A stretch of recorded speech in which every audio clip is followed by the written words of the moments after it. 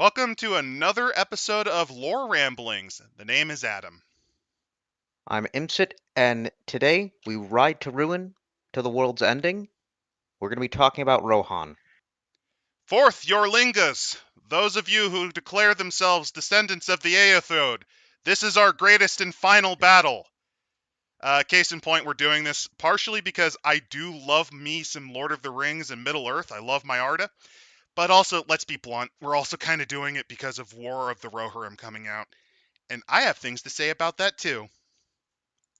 So with that in mind, let's get in and show you some very classic watercolor arts that I'm very much a fan of. I love the opening. You see classic style orcs from the Bakshi version of Lord of the Rings because this is before, remember, this is before the Jackson Trilogy, so this is kind of closer to what orcs used to be depicted as, alongside with members of Rohan's horsemen. Just charging them the fuck down. Based on J.R. Tolkien's Middle-earth TM, as described in The Hobbit TM and Lord of the Rings, because this is before, well, all the rights got parceled and purchased. No, ICE was able to get the rights to this. I believe it's still he already had sold the rights to for The Hobbit and Lord of the Rings. He did, but it was a lot easier to be able to do entire settings back then. So this is going to be an 80s book, which means it is going to be a big fucking text wall. Just to give you an idea, here is the first page, which includes the guidelines. This is what RPG books used to look like. This is the early period of design. This is from the period of the Star Trek RPG. This is when Traveller was still kind of new. And D&D, I think, just got converted to 2nd edition.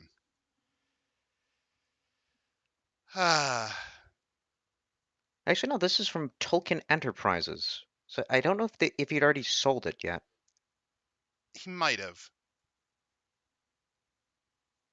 But yes, we after the initial story of Eogil talking to someone, the guidelines. Fantasy role-playing is akin to a living novel. This is basically telling you how RPGs work since they don't expect you to know.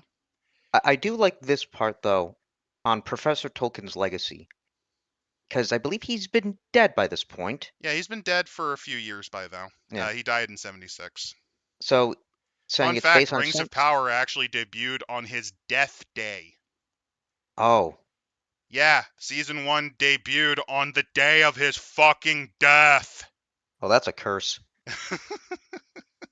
But I like that. You know, they say each module is based on extensive research and attempts to meet the high standards associated with the Tolkien legacy. Interpretive material has been included with great care and fits defined patterns. ICE does not intend it to be the sole or proper view, and so we hope to give the reader the thrust of the creative process and the character of the given area. So, one of the things about Middle-earth role-playing is it very much is speculative. It is very much fan fiction. It has to be, because outside of the tread and the appendices and what Tolkien himself wrote, there's a lot of relatively hazy periods. Like, we know about Fram, son of Frumgar, who killed the ice worm Scatha, and who got into conflicts with dwarves over the gold from his hoard. We know about that. But do we really know much about, say, oh man, I forget the name of the king of Rovanion, because there was actually a king of Rovanion named Vidusindas, I think. We don't really know much about him or Rovanion after him. Or characters like the Blue Wizards or the Ring Wraiths. We We also know don't two of even, them. yeah, we do. We know we only know Kamal the Easterling and the Witch King. 7 of them are up for grabs. And they did indeed give backstories to them, but not in this book. And on top of that, Middle-earth role-playing also elaborated on the 4 Eastern clan fathers of the dwarves. Because up until then, there was really only Durin's folk, because they are the only people that really matter at the point of The Hobbit and in Lord of the Rings. There are the Broadbeams and Firebeards, which come from Beleriand. They settled Belegost and Nogrod. In this case, they gave details about all of them. But yes, this is fan fiction. It's speculative, but this was done by people who literally loved the work to the point that they actually tried really hard. This wasn't a pathetic cash grab. And because of that, be prepared because we're going to take you right into the deep end with little to no fucking grace period. Because Because for instance, definitions.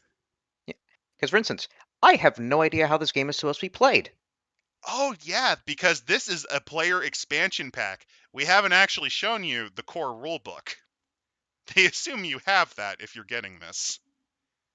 Well, they give us first the character stats: agility, constitution, empathy, intelligence, intuition, memory, presence, quickness, reasoning, self-discipline, strength. And I do like this. It's two different systems: the middle of role playing and role master. That's because this Middle Earth role playing at the time was more splat books and settings than it was a mechanical system. They had a mechanical system. The core rulebook, I believe, makes it a D20 inspired system, if I recall, or it could be D percentile. It has been a long time since I've actually seriously looked at that. I mostly look at the adventure splats because I genuinely find this stuff really fascinating. But one of the things they made a big deal about was conversion rules. Basically, they wanted it so that if you didn't have their main world book and you just wanted to do something like this, here you go. Here's how you convert it on a D20 or a D100, which is something that you don't see too often anymore, and I think it's really neat. Yeah. I also do like with the game terms. There's like five different coin. No, Oh, six. no, Six here's different something coins. really cool. Check it out. They even have conversion rules for 2d6 systems like Traveler. That's the type of stuff that they were into. Because they had one for people who enjoyed RuneQuest, they had one for Advanced Dungeons and Dragons, and last but not least, because 2d6 was very common at this point, they had one for Traveler. That's really cool. I'm actually surprised they were able to get away with that. I feel like Uh, they might get if they did that today, they might get sued for copyright, or not copyright, trademark or oh, they would patent. nowadays, but remember, this is the 80s when this was more of a passionate hobby. Yes, there were industries at this point. This is the time when Lorraine Williams, I believe, began to overthrow Gary Gygax in TSR. Either she Yes, did it recently or just a couple of years later. and the other thing is providing the definitions on Middle Earth terms. Oh yeah, there's a lot of them. Like, you might not know what the Dunedain are or what the Aotheod are. And I don't blame you for not knowing what the Aotheod are, because you'd have to have read the appendices for that. They're the ancestors of the Rohirrim. What's Framsburg? Oh, that used to be the town that Fram built after killing Scatha. He used his wealth to basically build a settlement up there. Does it have any relevance? No! Mainly because it was abandoned by the time of The Hobbit. Just to give you some ideas. And here's how you convert the stats right here. These are the equivalents.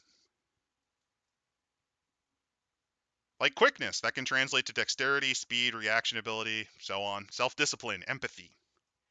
And here's how you convert combat abilities. Here are the armor types and conversion rates. With the armor type being from 1 to 20, I do feel like Middle Earth role playing is a D20 system. I think, if I recall correctly, at its core, it is both partially a D20 system, but it also uses percentiles for stats. I did also see they give a conversion for a D18.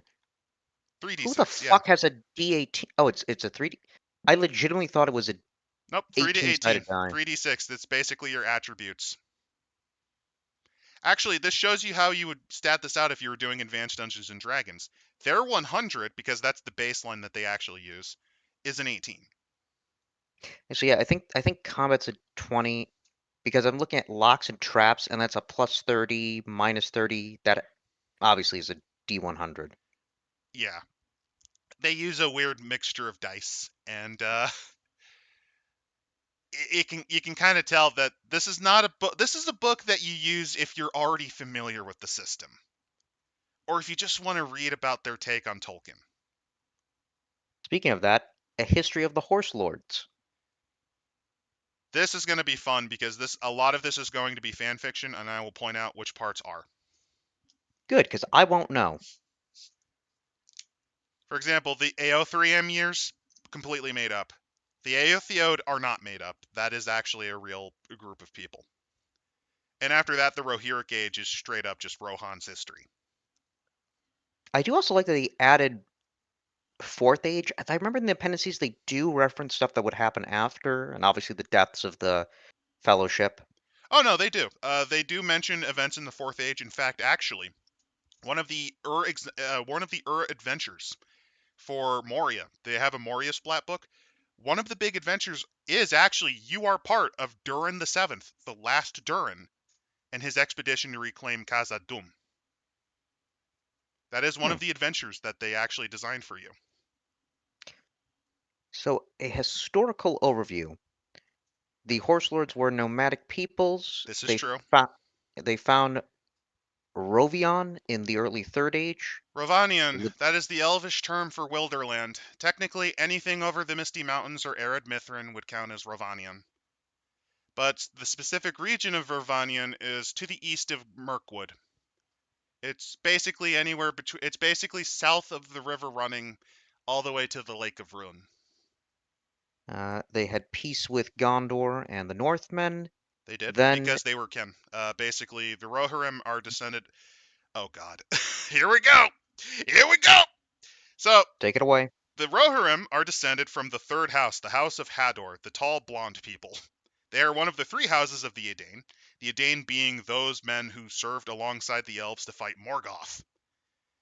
And as a result, they are actually somewhat closely related to Gondor. Gondor being kind of a mixture of second, first, and third peoples, because basically they're what you called middlemen. They're descendant of the Edain, but they are not actually Edain, because they didn't go to Westerness, aka Numenor.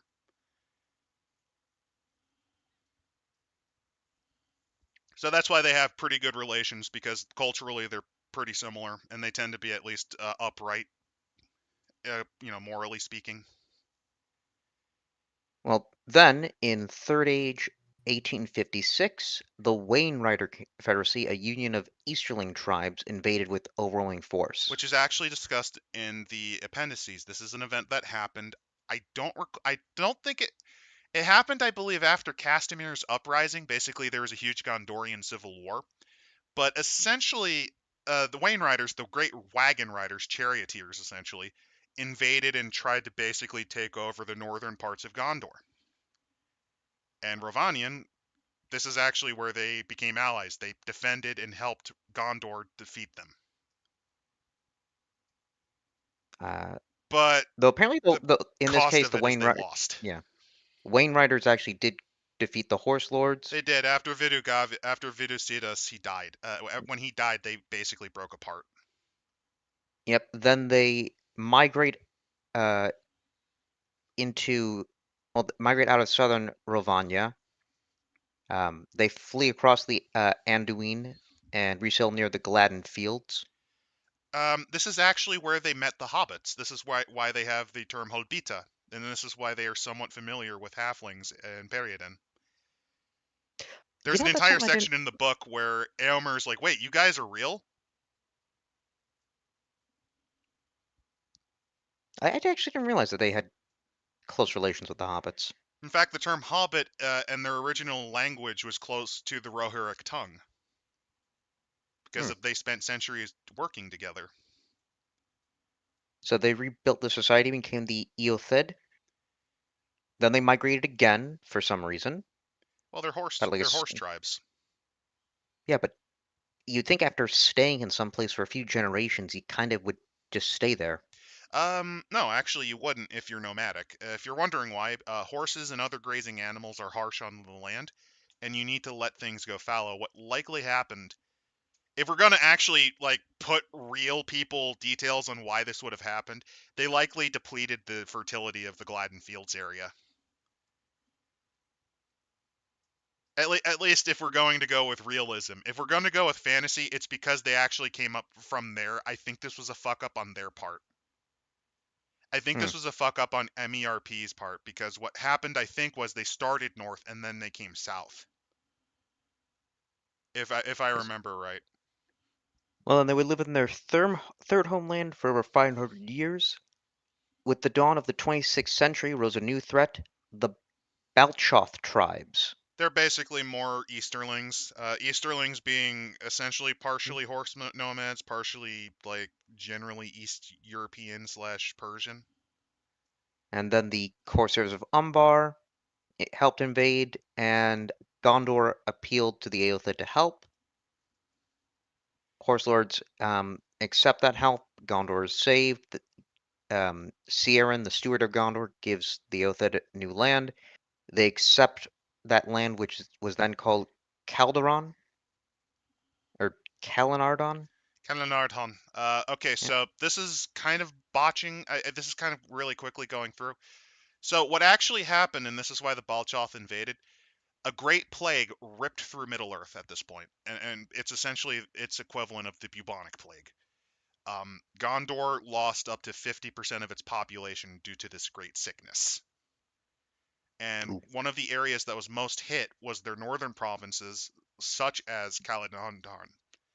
Basically, it's the northernmost reach of Gondor, and basically most of the people there died.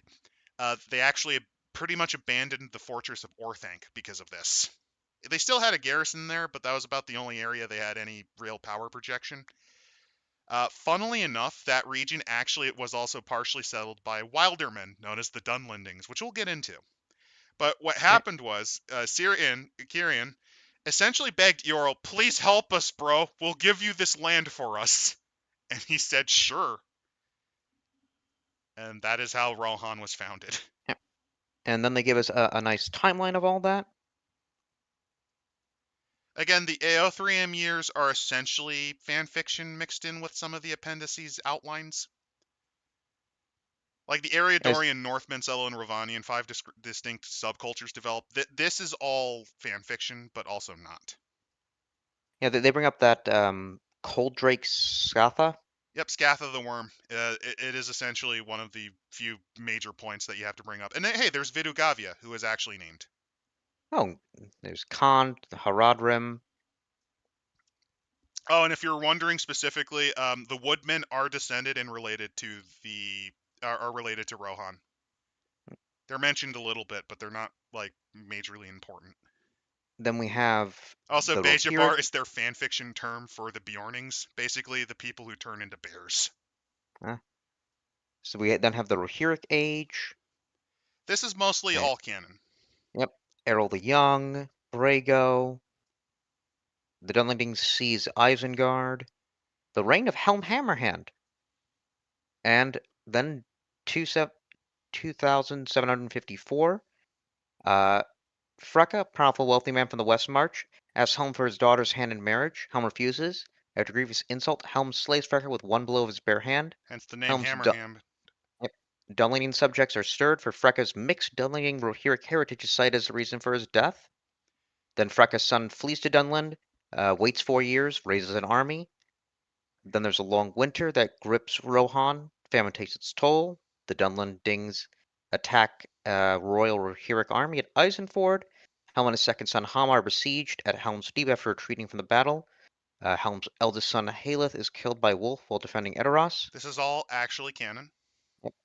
Two, uh, 2759, Freyloth, son of Helm's sister Hild, becomes Rohirric's 10th king and the first of the second line. During the long winter, he honors the refugees trapped at Dunharrow. Then he leads an army out of the valley to surprise Wolf and cuts down the traitor's foe. The Dunmen are defeated at Isengard. Freyloth gives Saruman the White, the key to the fortress. Following the Rohirric victory, the Dunlendings retreat to Westmarch. Wait, they're missing something.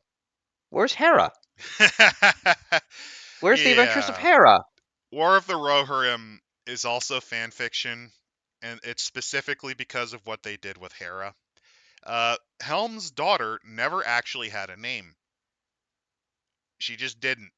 Her sole role in the story was essentially she was an object to be coveted by Wolf. That was her role in the story. And after that, it's assumed that she just kind of vanishes from history, probably because she got married to another noble. There is a fun mod called Divide and Conquer. It is a mod of a mod for Medieval 2 Total War. It is called Third Age Total War, and Divide and Conquer essentially is a mod of it. and they kind of go into fanfiction in their own, and their fanfiction take is that Helm's daughter escapes escapes to the Dunlendings because she actually fell in love with Wolf, and the Hmm. current leader of the Dunlending tribes can claim descent from the child of, well, Wolf and this character, Interesting. But they're which missing out leads to on them wanting to essentially become what is known as the twofold king of the Dunlendings and Rohirrim, because they have claim to the throne very distantly. but where's the relationship though with Hera and well, I guess Hera's story? Where's the part about the Watcher in the water? Oh, do they Where actually have that son of a bitch in the anime? yes, it's in the trailer. Oh God. They showed it in the trailer. I tuned out when I noticed that it was basically the writer himself inserting herself as the character. I kind of predicted it was just going to be a bunch of terrible member berries, and I was fucking right. Okay, so my, From my thoughts on War of the Rohirrim. To me, it's basically like the Castlevania anime, where they just hired Japanese people to animate it and then shoved their terrible reason why their industry is dying garbage into the fucking story.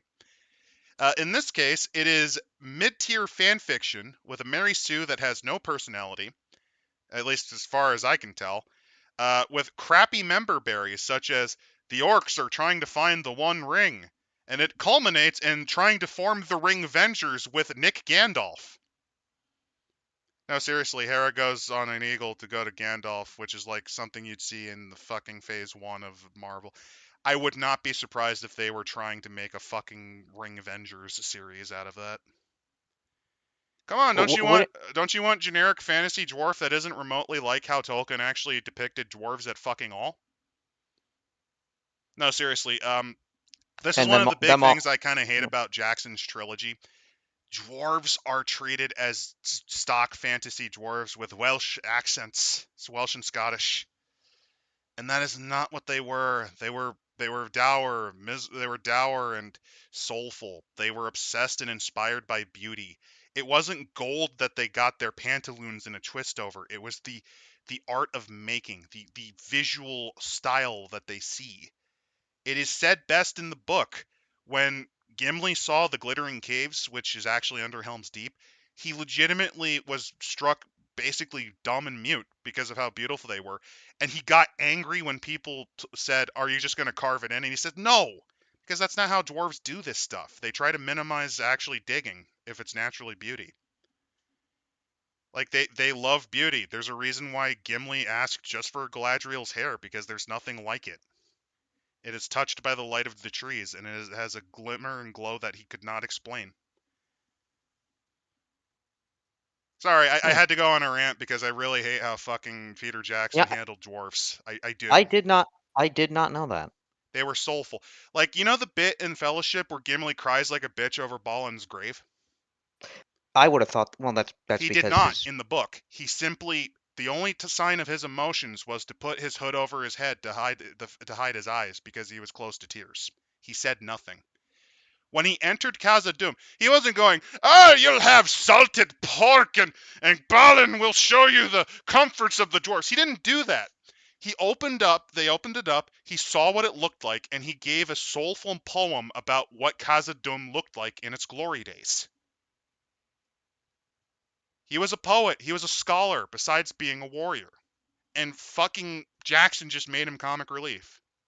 He's You know funny, what? it's greatly Yeah. done, but that's not how dwarves were. You know what's interesting? Like as this book, as we saw on the cover, takes from Bakshi's inspiration and his designs. It really is that like when something becomes a seminal piece of uh, fiction or just a cornerstone of culture, you just can't separate anything from it.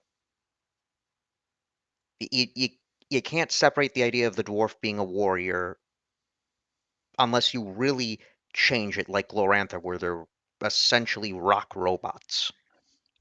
Well, here's the damnedest thing, because Tolkien is the one to basically make modern fantasy dwarves, and they're not remotely at all.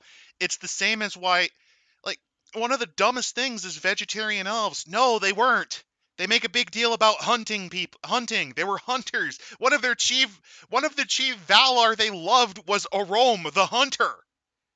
They Well, kept dogs because they were basically companions given to them by the hunter. it's also like this, where orcs, when you think of orcs, you think of green-skinned, pig-faced creatures. Nope.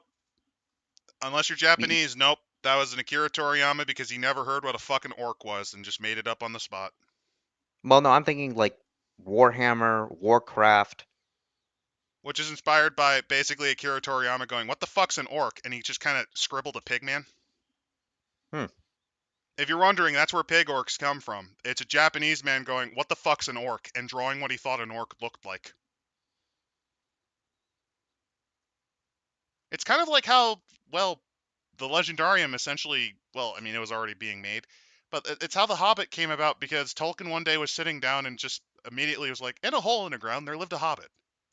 And then he was like, "What the fuck's a hobbit?" And he just kind of went on from there.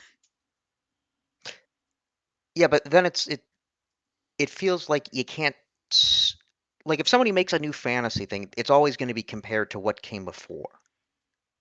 It does, but the problem is when you start self-referencing the fantasy without actually going back to the older stuff. That's where the dwarves becoming stupid comes from. They stopped referencing and looking at the inspiration.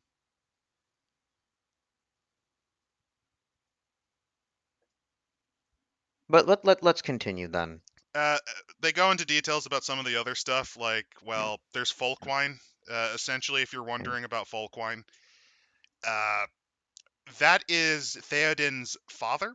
He is also the first guy, so they don't mention it, but he's also the king that brings Gwestron to Rohirrim courts. He was the first king to actually use common tongue rather than the old tongue because he grew up in Gondor.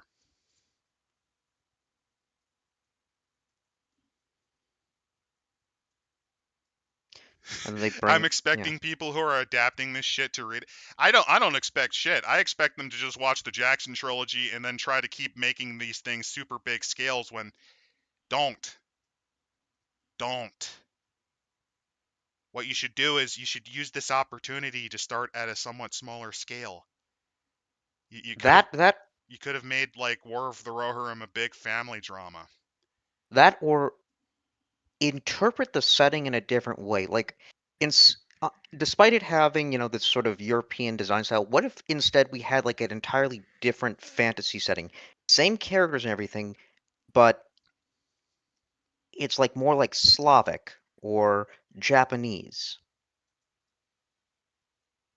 There's a part of me that's kind of giggling at the idea of making Rohan basically Mongolia. So instead of Meduseld being basically a mead hall, like a Norwegian mead hall, like Valhalla, it's just a big fucking yurt. It's a giant golden yurt.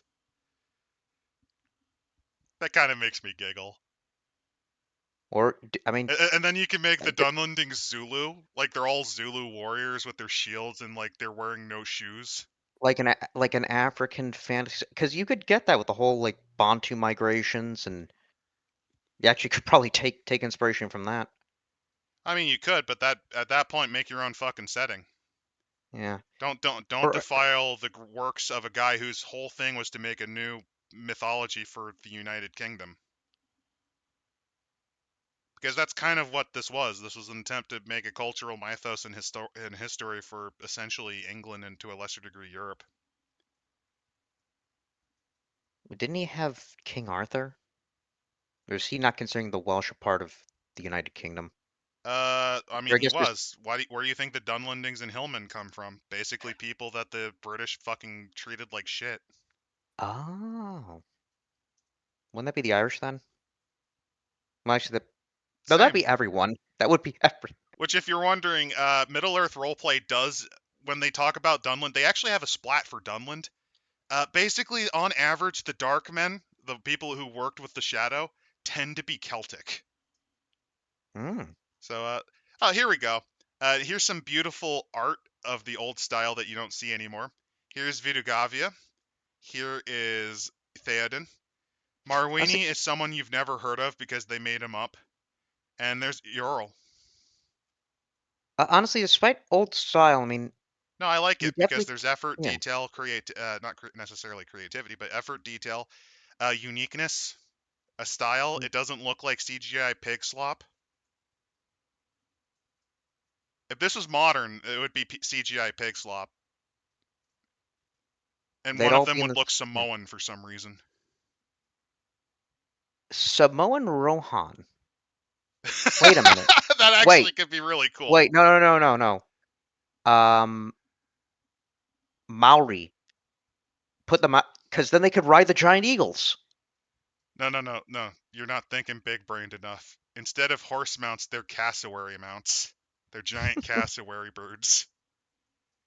Oh wait, I think we're Oh, just coming up with stuff for Glorantha. Australian Lord of the Rings. That'd be great. It'd just be an entire desert. I think there's some big mountains that you could actually just say is Mount Doom. And oh, wait a minute. Just make Uluru. The eye then in that case is literally the sun or whatever heat is The radiating. eye was basically a metaphor. Tolkien may not have been much of a metaphor, but the eye was not a real physical thing that Peter Jackson did. It was the all-reaching knowledge that Sauron can have. He himself also had a physical form, by the way, in the book. He wasn't I just a big eye on a tower. He was a gross, horrifying, like monster man with a missing finger. Not the armor. No, in fact, I actually, thought Sauron was originally described as essentially burning like the deepest pits of an inferno or like a forge, like a corrupted forge that leached smoke, poisons, and shadow. In fact, actually, he didn't even wield a hammer. What he would just do is like grab people and burn them to death. Because the I dude kind was of a big fucking nightmare creature. I mean, he's a fallen angel. What do you expect? as much as I like the armor version, I want to see that just wreck shit on a battlefield. I mean, this is a dude who single-handedly scorched the Entwives' gardens and forever poisoned them into what became known as the Brownlands. You know that jagged rock area before the dead marshes that Sam and Frodo were going through? Yeah, Sauron burned that. It used to look like the Shire. Why'd he burn it? Because fuck the Ents. Specifically, fuck the Ents. Wasn't he a builder? No, As he was a student of Owl the Smith. But what ultimately made him join Morgoth is his desire to dominate and control and make a perfected world according to his vision. and he saw burning down that as a perfected version. Because they defied him. Control was what he cared about more than anything else. Yeah. His goal was to ultimately become the God King of the entire world. Still, I don't know. Maybe get some orcs. Maybe set some flowers. Maybe build a tree or two. Make a garden. So the Clean the. Eothrium, the 6 Eothrium tribes, all of them made up, by the way. They came from Eriador in the early Third Age after the completion of the Great War against Sauron and settled in Rhovanion with the blessing of their Gondorian friends. Gondor never actually went that far up north, but okay, I'll go with it. They basically already lived there. Actually, if you're wondering, the Men of Dale are descended from these people too. Oh, those people. Yeah.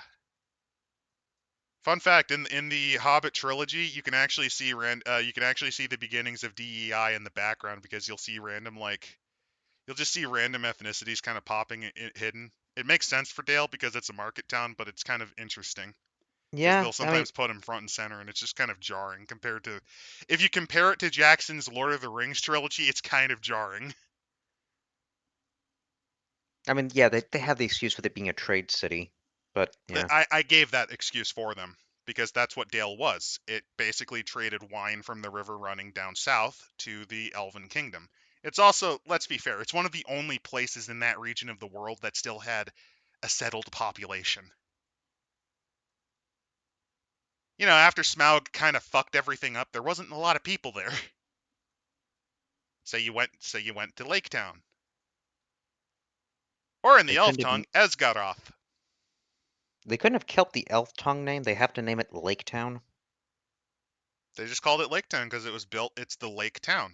It's the town on the lake, Lake Town. Oh god, it really is an English setting. So, Southern Rovanian. It's a vast expanse of territory, including the areas east of the Anduin, south of the Grey Mountains, which, if you're wondering, that's arid Mithril. That's the mountains up north that are above Mirkwood? Yes, let's say yes. Okay, you don't know. That's fine. Basically, there's this mountain chain north of the Misty Mountains that kind of, like, runs perpendicular to it. That is the Grey Mountains, and that is where dragons come from. In fact, the dwarves used to actually mine those mountains. They got into wars with the dragons until the dragons kicked their ass. That's also where the Grey Mountains, where the Grey Mountains and the Misty Mountains meet, that is actually where Durin woke up. Durin, the founding father of the dwarves. The first dwarf. The first to wake up, and also the only one to wake up alone. Because the other dwarf fathers found their dwarf wives with them. Durin was the one who had to search for his. Let's see, so... But yeah, they talk about Rovanian. Greenwood the Great, which became Mirkwood. The highlands within, north of this magnificent forest, spawn dozens of streams. There's the Long Lake. If you're wondering what Long Lake is, that's where Lake Town is built. It joins the mighty Carden, aka the Redwater, which no one's going to know where that is. Why? Because you never actually go to the Redwater. Like, the Redwater River is never really talked about because you don't go there. Kelduin is the river running. That's where they do the barrel riding scene. Sea of Ruin, which you never see, but it's on the map. Main highway for commerce between the elves and Northmen of Wilderland. Well, yeah. And the peoples of Dorwinion, the land of maidens. That's not what Dorwinion means, and you fucking know it. It's also known as the land of wine. Although it might actually mean land of maidens now that I think about it, but it's mostly known for its elf wine.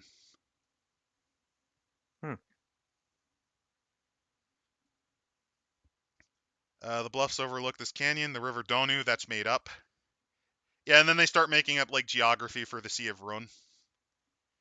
It's home of the Horse Lord's sworn enemies, the Sagath Easterlings, which were never mentioned until now. Were those... Are...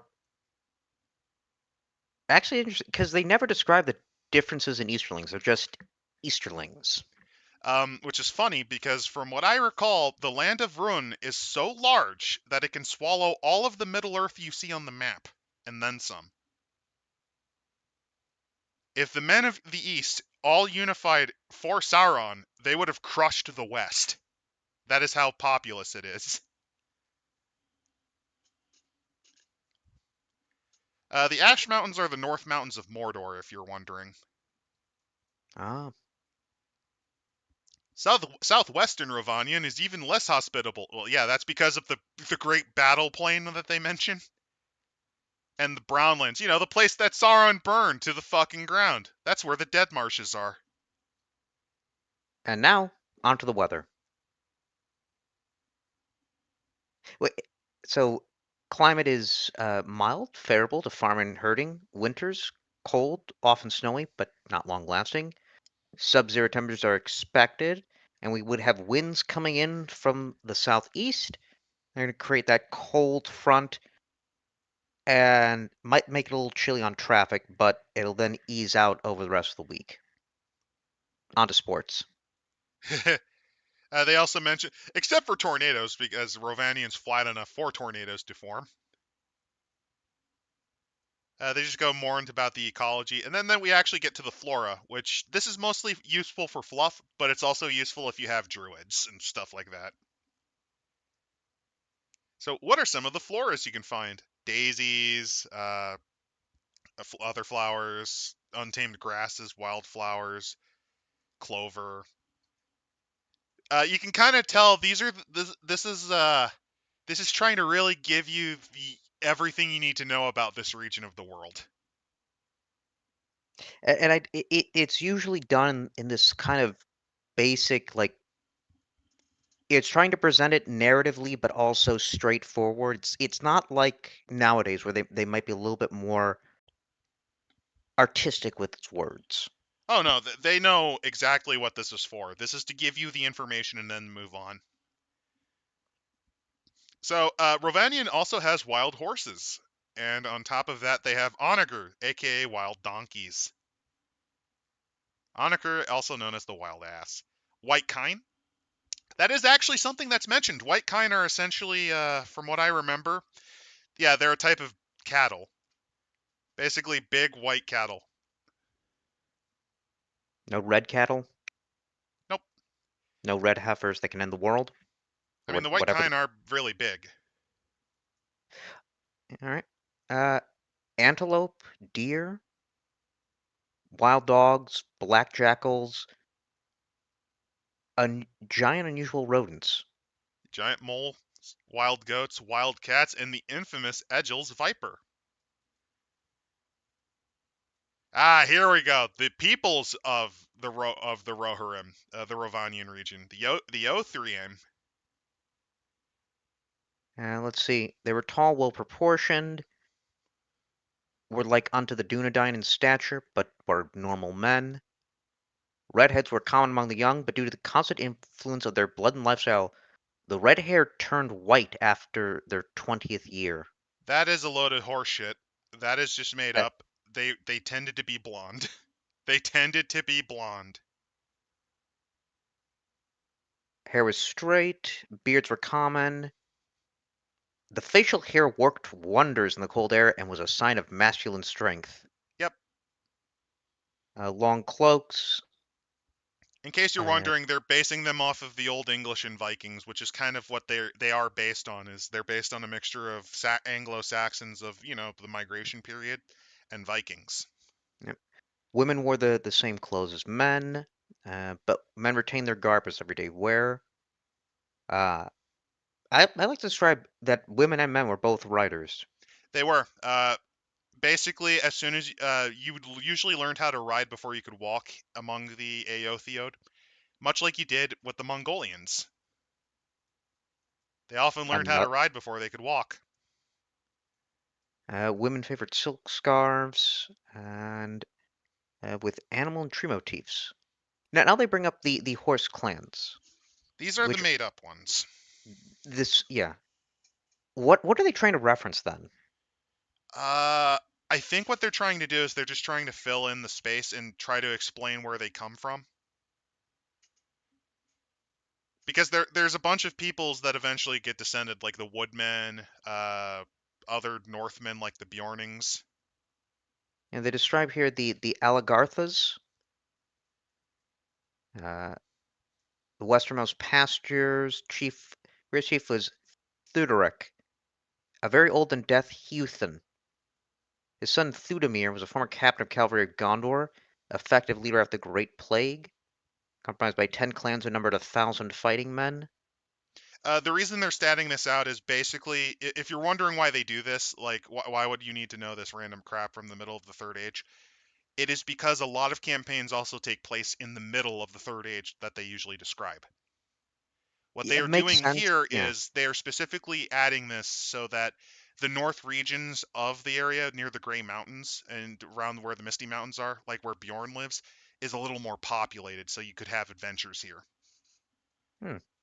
That's So we've kind of got the why they're doing that, but this is just straight up fucking fan fiction. yeah. Let's be 100% honest here. This is fan fiction. It's nice. They definitely did research because it is based on actual cultures that would be about equivalent from where the Lord of the Rings were, but it's something you have to keep in mind. So Like, this next shit up, ain't yeah, necessarily canon. next up is the Padaruks. Have only about 350 warriors, preferred javelins to bows and arrows, and fight in close quarters. Which is interesting because Tolkien never really mentioned javelins. Yeah. The Gadroths, numerous clan tribe in the east central Ooh, plain. that's fun because that actually survived. That actually survived in other fan interpretations. Third Age Total War, and I believe Divide and Conquer actually had them as a type of unit. Hmm. It essentially meant something like the equivalent of a petty nobleman levy. Essentially, they were hired on to defend the newly reconquered lands of Rovanion, because Dale can expand and basically reclaim it. They had larger, slow steeds bred for sailor use in Gondor. Next up is the Berels. They lived in the heartland of Eortham territory, south and east of the southeastern edge of Mirkwood. They Elgarth's eventually land. become they eventually become a combination of Bjornings and Woodmen. Archers and renowned for indulging in ritual bear hunting. Yep.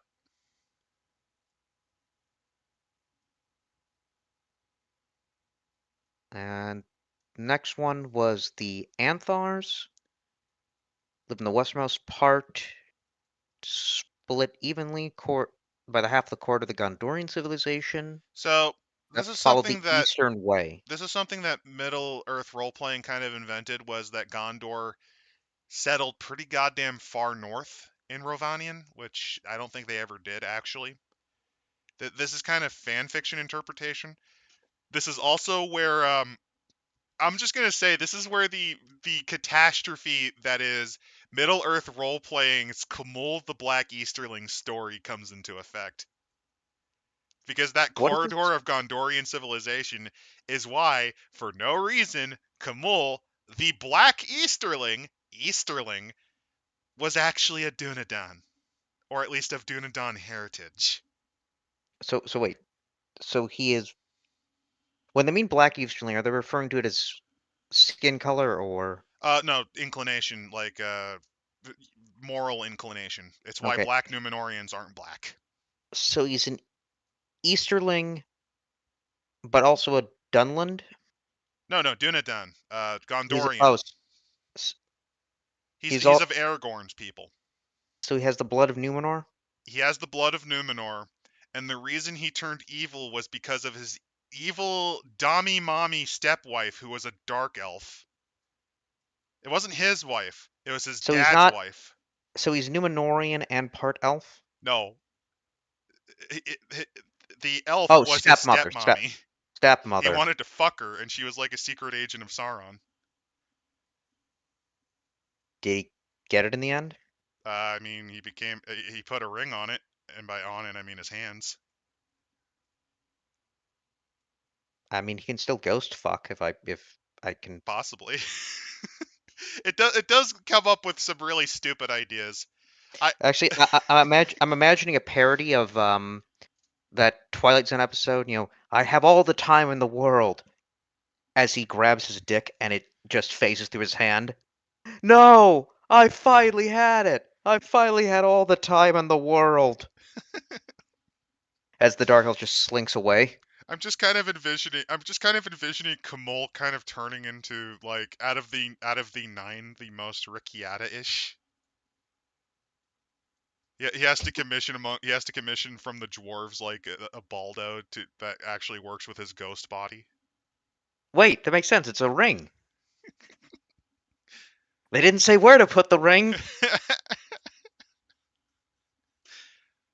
Ah, God. Yeah, Kamul's backstory is a fucking trash fire. Also, fun fact, one of the nine kings was actually a queen. I really do want to go over that book one day. Oh God, Middle Earth role-playing game went woke. It went woke in the 80s. The funny thing is her backstory is actually really good. So, How dare they? Next thing you know, they'll be inventing different ethnicities and actually exploring and detailing out the black people of the setting. oh, so you're not going to enjoy when we talk about the Far Harad book, are we? That's not Lord of the Rings. We're, It's specifically a story about white people, damn it. Clearly only about one race of people. the best part One, is race isn't even really brought up, honestly, other than from like a cultural anthropology point of view for Tolkien. I'm playing It's on only the the term, yeah. anti-racists that seem to make it racist. I'm sort of playing on races, not only in like the fantasy sense, one race when it's clearly four different races Technically 5 if you consider Gandalf. Gandalf is Like technically an angel.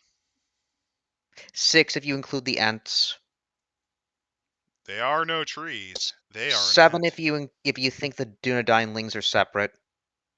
I mean, they 8 do if you have include the a ghost. normal longevity.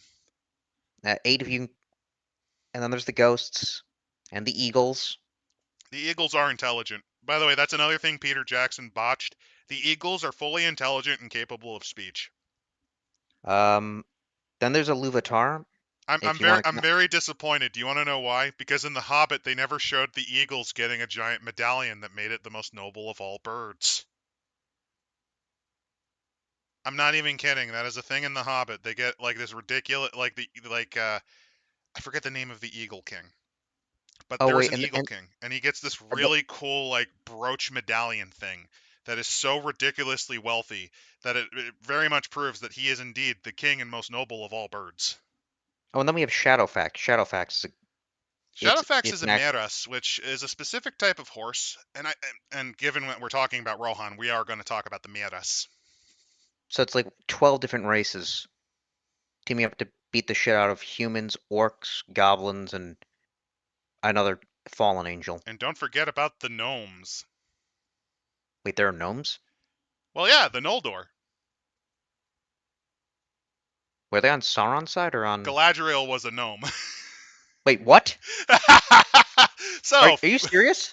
originally in the Legendarium, the Noldor or High Elves were called gnomes. Also, dwarves used to be straight up evil. They were created essentially by Morgoth. That's some early fucking Legendarium stuff.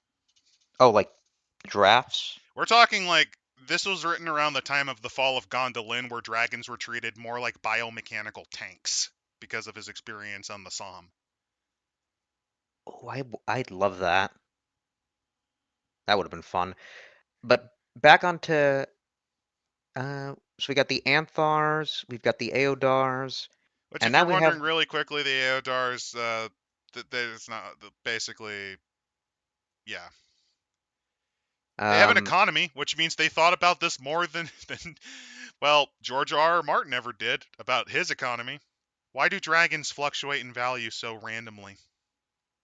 whores, fucking the bank. It's the Why bank. is 6 million why is 6 million dragons in debt also an impossible sum, but also not unreasonable? Look, boobs, tits, a guy shitting.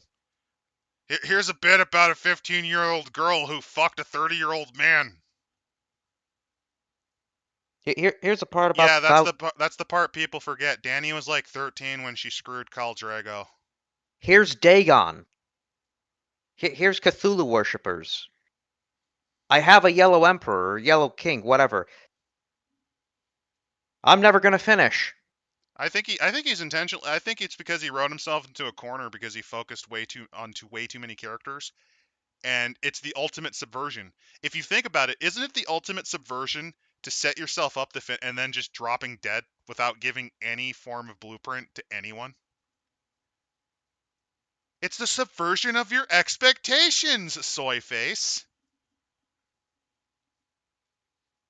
So back onto a well-developed setting. So they have barter.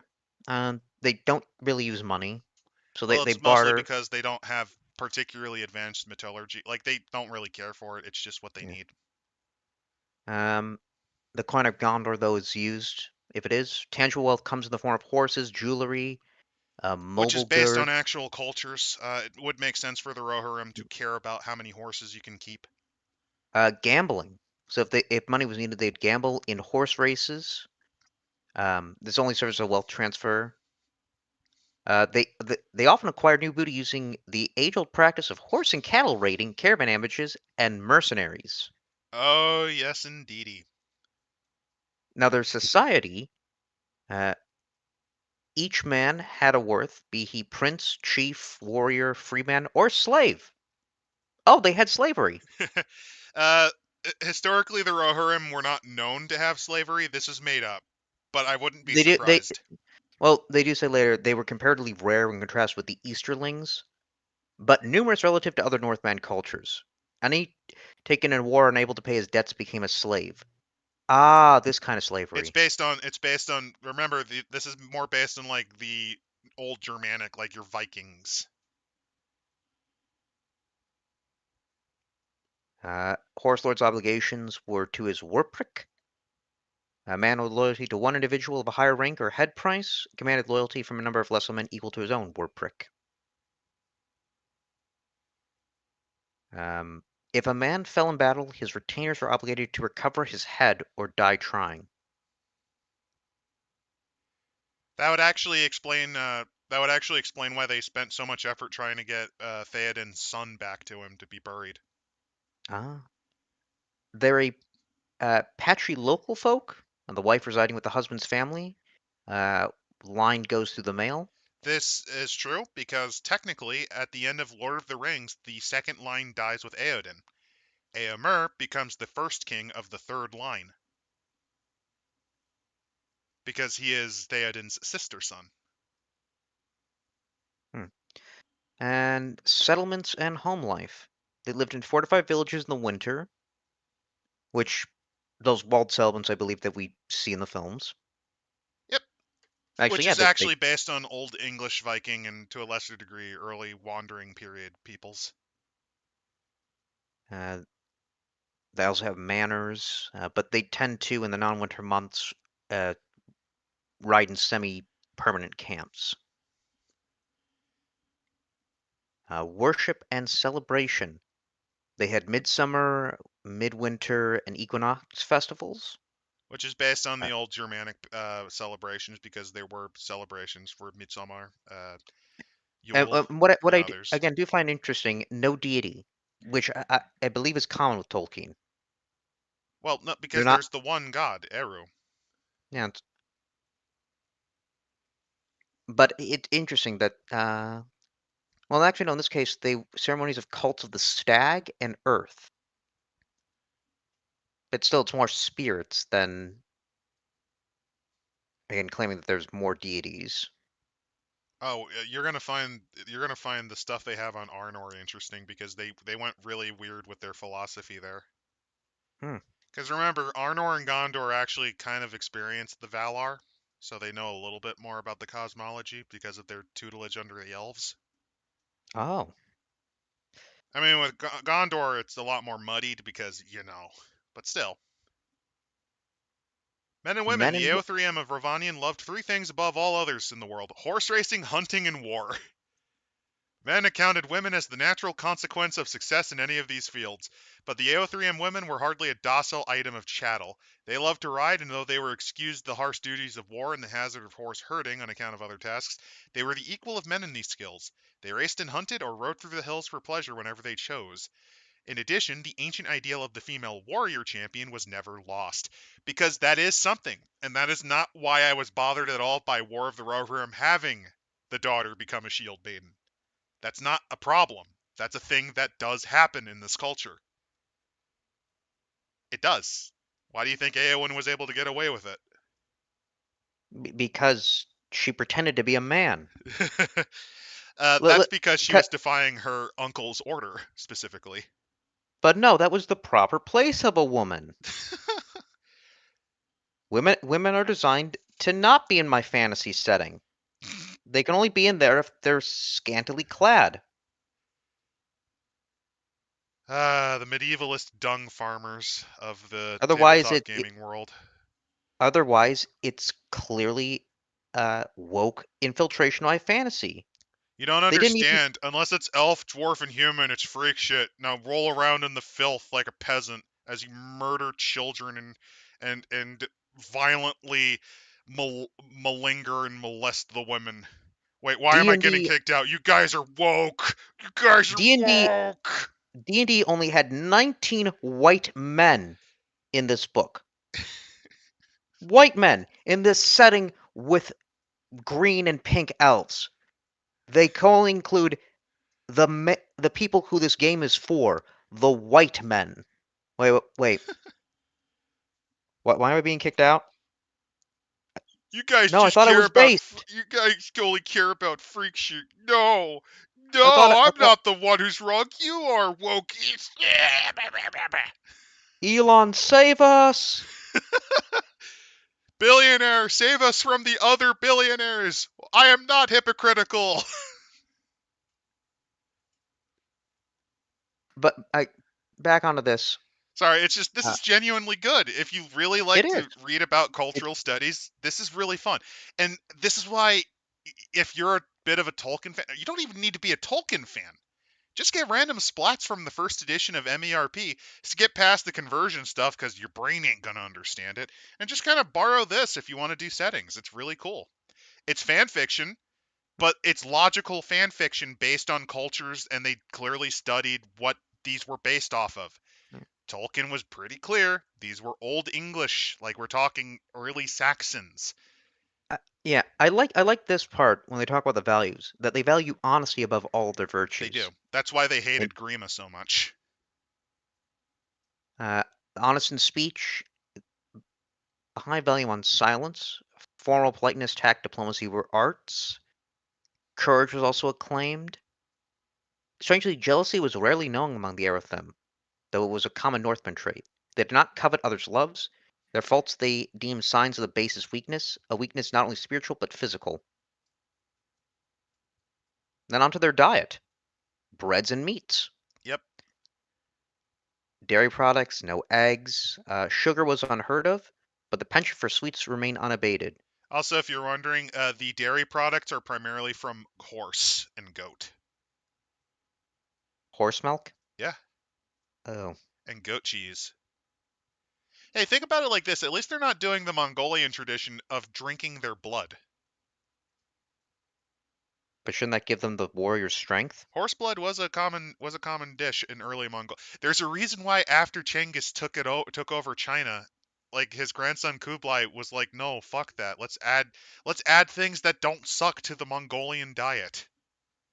This is our tradition, son. And, Here, and let then me and then they here, just kind of, let me get you the choicest vein. Drink it right from the tap. or you could just have the shawarma from Conquer to get Baghdad. I mean, we took it out of the wreckage of the burned ruins, but sure. Let's see. But yeah, They they were ate meat eaters. They tended to basically eat what they hunted, which was very commonly venison, fish, game, birds. um they And had a as the Northman, trolls once complained, mutton today, mutton the next day. How much more mutton are we gonna have? and if we need spices, we just steal it from the Easterlings. Yes, that is something they genuinely would do. That's not a There, canon thing necessarily, but that is something I could totally see the Rohirrim doing. yeah. Records and language, oral histories and Yes, genealogies, they did. not really written They did not language. really have a written word. They had herd dogs and hounds, and then how they conducted warfare. Favored the lance, broadsword, composite bow. Spears and bows were essential to hunting as well as warfare. They were also They known had for lance work too. yep, lances made of well-seasoned ash or yew. Leaf point, leaf-shaped points formed of tempered, toughened steel made them deadly weapons. By And the way, ribbed in the these were middle, based on Saxon and Viking weaponry. Except for the which means some composite bows, which, if you remember, these are a nomadic people. It's very common to have animal sinew and, basically the materials to make composite bows from. yeah, It's not which unreasonable to give it to them. somebody here legitimately read history. Yeah, it's kind of interesting to compare this to like the Rings of fucking Power or War of the Rohirrim. It's kind of weird, Yeah. isn't it? Wait, no, it's not. Now here, let's look at Numenor, where instead of talking about the decline of Numenor, we're gonna make this a point of racism versus elves. Oh They no, took our that's in the job. first season. They actually sped run any percent the decline of Numenor in like 5 episodes in season 2. A process that took thousands of years. Yeah, it's just one guy. It's one guy. One guy single-handedly dragged Numenor down into the toilet completely. Also, Is not he a neat as Donald Trump asking parody? what? Is he a Donald Trump parody or no? You're joking, but no, he kind of has an element of that. Like he's not. He's based more off of Charles Dance's Tywin. He's based on Tywin, but shit. Did he shit gold when he died? We don't know yet because he's not dead yet. Oh. I do know that Celebrimbor, who has a pompadour perm, tells Sauron he's the Lord of the Rings, and he gets stabbed, and Sauron cries like a bitch. Wait, he literally says, "You are the Lord of the Yes, Rings." he basically he's like getting stabbed, and he's like, those rings will destroy you.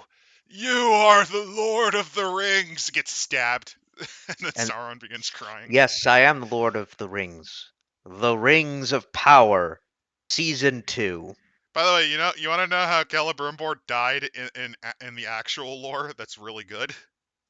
Didn't he craft... Sauron fucking crucified him and used his burning corpse as a battle standard to demoralize the other elves as he took to the fight. I thought he crafted another ring and gave it to a, ranger. Shadow of Mordor is also not very good fan fiction, at least the second game. It's not good fanfiction, but it's a brilliant mechanic with the Nemesis system. Oh yeah, the first game's great. The first game is tolerable. The second game story is slop, but the game mechanics are good. Hey, Helm Hammerhand turned out to be a ring wraith. Who knew? I mean, he also had a daughter named Hera who eventually went to the Eagles to talk to Nick Gandalf to form the Ring Vengers. So you know. No, not the Ring Vengers. What is this, a suicide fellowship? Oh God. 'Cause, well, they would all end up dead. Are we gonna have another ginger dwarf like Spurg about salted meat and getting it raw? They're all gonna swear. It's just gonna be violence and sex and nudity. I can't wait. Completely I what can't Tolkien wait. wanted. I can't wait for the anime elf to go, oh shit. Well, that just happened. I fucking Anyone want a second breakfast? I like hey, you know the best part about the Rings of Power season 2 is it repurposed all the Tom Bombadil scenes from the Fellowship of the Rings book. It's like, look, we care. We care, they say as they wear their human skin. Look, they're taking the hobbits to Isengard. And look, it's not Saruman as the Grand Elf because they actually mystery box Gandalf's name for the whole season and give him a Harry Potter wand plotline for 8 episodes. That still only counts as one. I also love how the first episode of season 2 with Gandalf is literally the message "eat the bugs." And they spend like 2 minutes bragging about eating bugs and why they're so good to eat the bugs. Jesus Christ. Anyway, Why? politics and power, because my brain is Okay. starting to hemorrhage. Yes. So they have tribal politics, intertribal politics. Let's go to their friends. They're friends with the Dorwyn Rim of Dorwyn. So the Dorwyn Rim, basically those are the people of Dorwinian. They make booze. And sailors.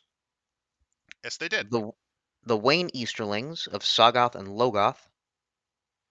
And there's the chariots. That's why they were called Wain Riders, because they were thought to be riding around in wagons. Look at the cheekiness on that guy's face. Yeah. Like, oh yeah, we're gonna rape and pillage some Aerothins. You could tell. There's effort. There's serious effort put into this. Yep.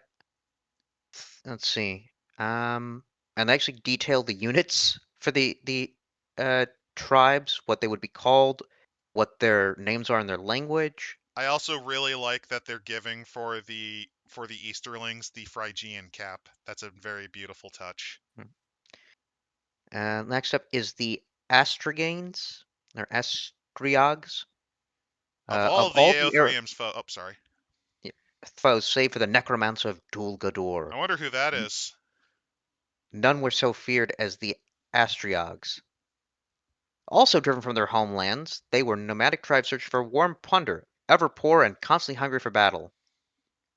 They were related to the more heinous Nuriags and Averiags of Nurad and Khand. So the Nuriags, I think Nuriad was invented. I don't know if I don't know if it relates specifically to Nirn. I don't think it does because I think those ones are called Nurniags. No, this is not related to Elder Scrolls. No, no, like I don't- there's the Sea of Nirn, the Bitter Sea. You know that little lake that's in Mordor? That's where most of the farming happens, and they're basically slaves. So what I'm getting is the Tolkien estate should sue Bethesda. Oh, they could totally do it. It'd be stupid, but they could. Uh, but here's why they're hated. They trace their line through the female and abide by edicts by their female priests. Women. Their warlords were men, among them the king of all the tribes. Uh, they were an elite warrior class, exempt from mundane chores, acting as a standing force. They believed death in battle led to exalted reincarnation. Oh, so these are the Celts. Kind of. They're actually Or the more. Gauls. I think they're more based on the Parthians. And they had an 8-foot long Usrev sword, a hybrid weapon between a lance and a long, thin two-handed sword. Yes, these fuckers have horse cleavers. Fuck yeah. They have the Zanbato. Yeah. Let's see. Then the Gondorians and the Northmen counter on times of out in times of our invasion. Um, Horse lords accounted the men of Gondor as the natural superiors because they got elvish blood. Well, I mean, think about it like this: your grandfather served alongside this general who looks like he could just be your father. Like, yeah, he's Yeah. 208 years old, and he's still kicking ass. And they had friendship with the men of Mimbur, Let's see, member. Minas Tirith. Ah, yeah. They also had they rarely saw the Bjornings or the Woodmen, and they never enjoyed cities and disliked the pretensions of the 8 Bite princes who styled themselves the kings of the Rohirrim. So basically, this is a bit of a nod to. There's other little city states that grew up along the river running besides Dale. This is just kind of to, again, fill space for Middle Earth so you can play around in it. And then we've got various NPCs of note. Uh, there's Vidugavia, who is the only named king of Rovanian, actually. Like in the uh, Legendarium, he's the only one with a real name. uh, Markard. I like that they give us his height and his weight. Oh yeah, people forget that like when they say man size, they don't mean like 5'8" or whatever.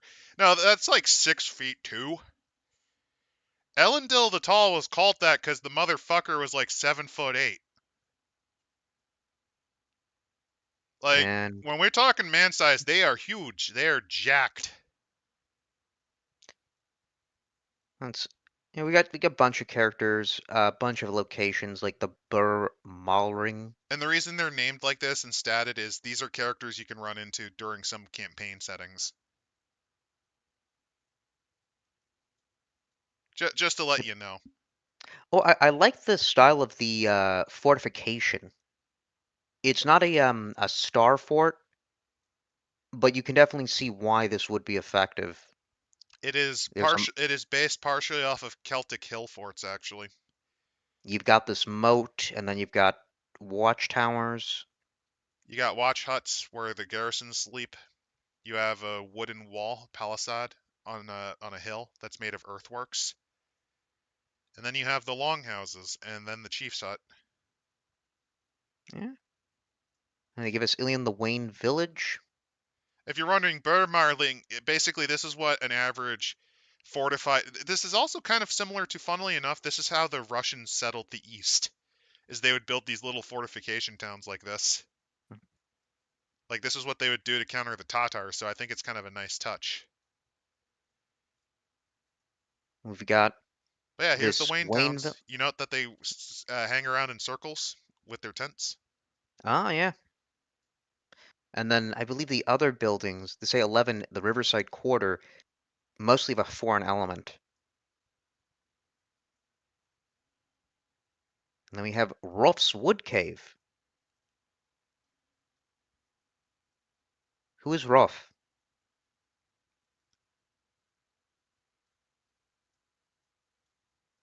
Oh, look, he's even got an underground Saddam-like bunker. You know, the best part about this is this actually does feel like something you'd see in Lord of the Rings.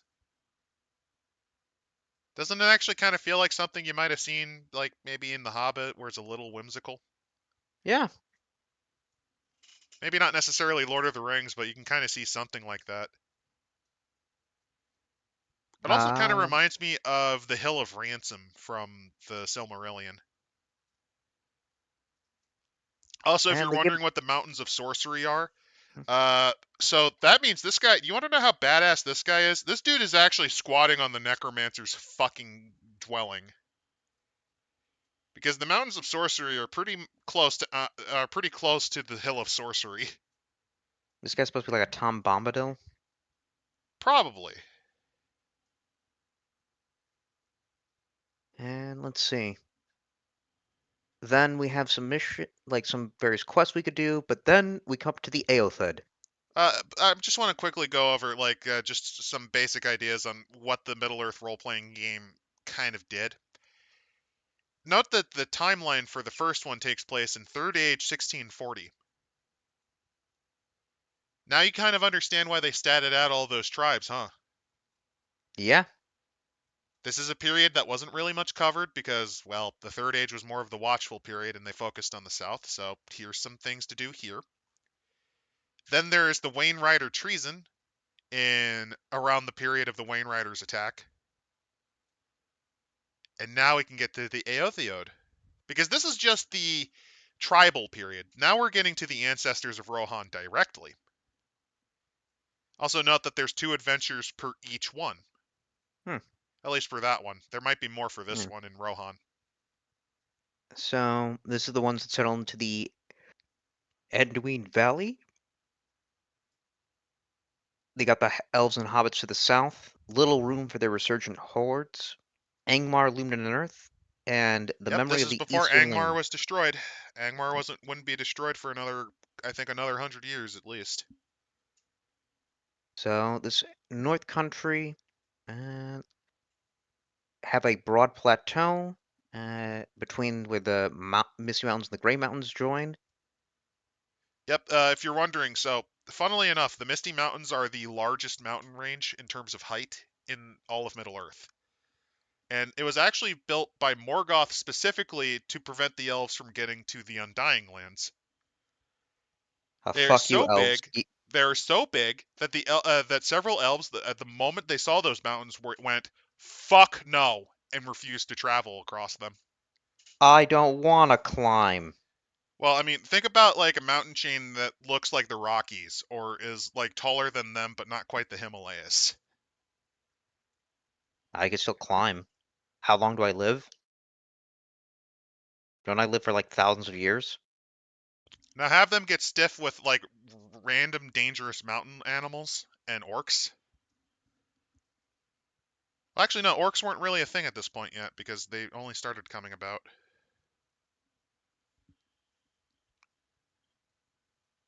Yeah, I'm gonna blame it on elves' laziness. I mean, they also never saw mountains before. You got to keep that in mind. They've seen rocks and hills. Put the Yes, two they did, together. but they only awoke in the lake around Cuivinian, and then they went and followed the missives, and when they saw mountains that fucking big, they kind of said, hell no. Not all of them, just some of them. Then we have, let's see, we have the rivers. The weather is colder than Rovinion, Oh, but it I, did I not. actually am happy they showed the area Yeah. that we're talking about. Um, Yep, this is Upper Anduin. You're actually not too far away from where Bjorn lives in this area. you got the bears. You still got horses, and you have the Aothid. And I like this, the racial origin. They're the direct descendants of the Eorthame, with a mixture of other Northman bloodlines, principally urban Northmen from Mirkwood's East Bight, the Gramoos, which was an agricultural subculture.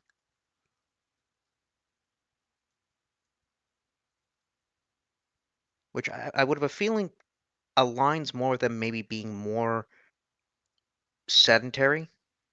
The Gromus, they were, because not all of the Northmen, because technically the Eorlingas were Northmen. They're all usually of the third or first house. And it seems because of this, that all the tribes have kind of disappeared. Well, yeah, they basically faced near extinction. Let's They were see. broken apart, and these are refugees that settled in the area. The cult of the stag and earth are still revered, but there's the cult of the tree and the cult of the growing. Ooh, and I like this. So, did they make with the Meadowlands Watch? Did they make buildings out of stone? Oh, that's really cool. It's like the mound builders. Oh, I just realized what this reminds me of.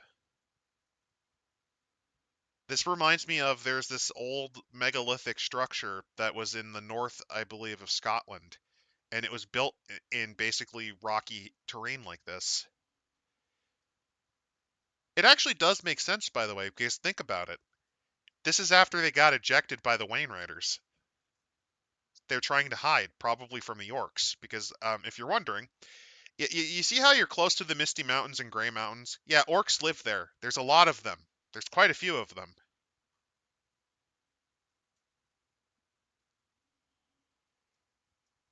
Oh, by the way, And military structure. All children above the age of 7 receive training in survival and hunting skills, and all males 14 or older receive training in weaponry and rudimentary tactics.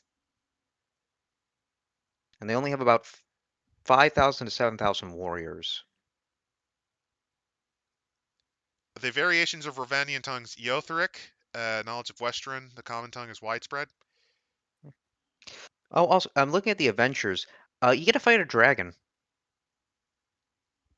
So let's see. The Sojourn for the Claim of Etungast, and then the Balchoth Conspiracy.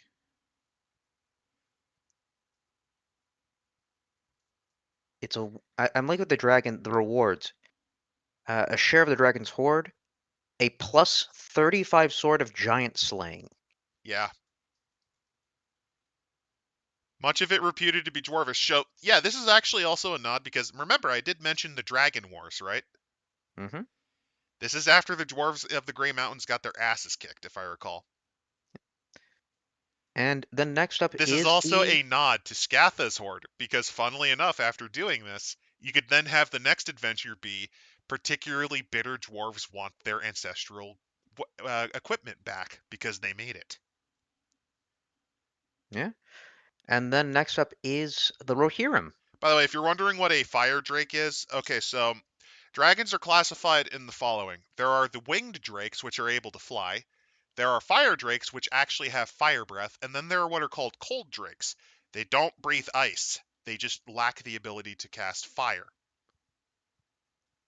They're called that because they can't breathe fire, hence cold drake. And then there are what are known as worms, which are long bodied dragons. Hmm. But then we have the Rohirrim. This is where the brunt of everything should be because this is where, again, most of this material is from. Sauron returns to Dol Guldur in 2460 of the Third Age. Sauron's machinations in the Eastbarth route. New waves of Easterlings, known as the Balchoth, swept westward. Also, They yes, the flowed. Balchoth Confederation was created personally by him. He managed to Yep. organize them into one great horde. And then Syrian assumes power, raises up that army of, or gets the, uh, I'm blanking on the Earthud, Yep. and beats the shit out of them.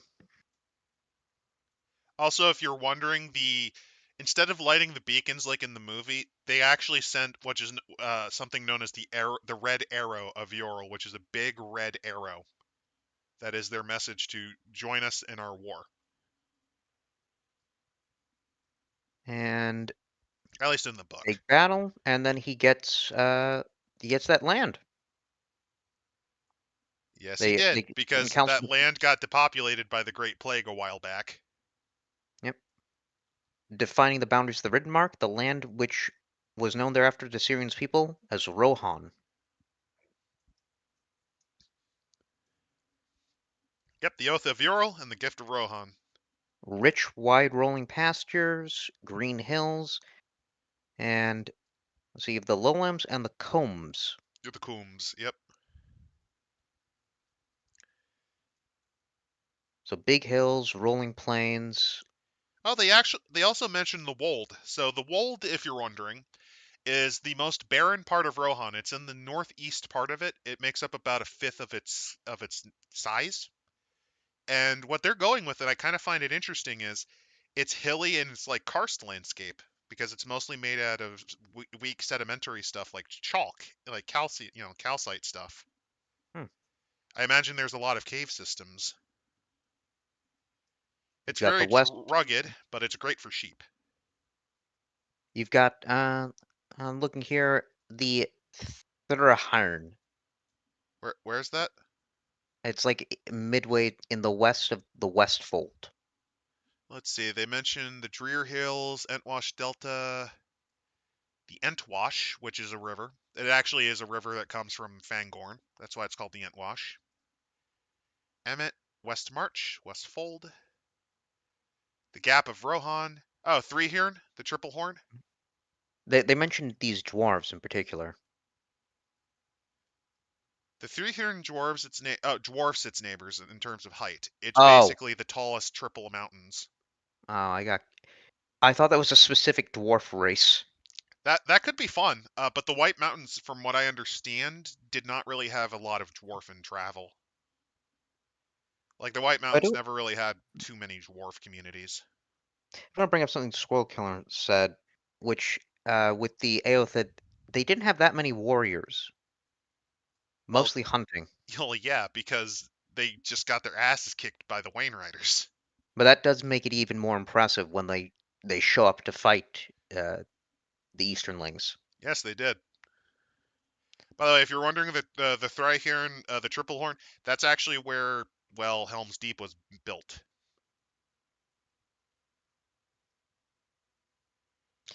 Uh, it's in the deep combs or the deepening The combs. Deeping Coombe. Get it? Eh? Eh? Moving on. So the White Mountains. Uh, uh, are these part of the Misty Mountains or are they separate? There is a stretch of, they are not. They are a stretch of mountains that is to the south. Basically, they are kind of the opposite of the Gray Mountains. The Misty Mountains kind of cuts across Middle Earth, and then you have the Gray Mountains in the north and the White Mountains in the south that separates Rohan and Gondor. The White Mountains are also where the Dead Army comes from. Oh, Like, those guys. I like those guys. the movie handles them very differently than what the book did. Yeah, but come on. Because they weren't CGI. really a physical army, you really couldn't see them. They were just kind of like shadows of horror, essentially. But let's see. But yeah, So the you White have Mountains, which this might be one of the few areas besides Gondor that really goes into details about them.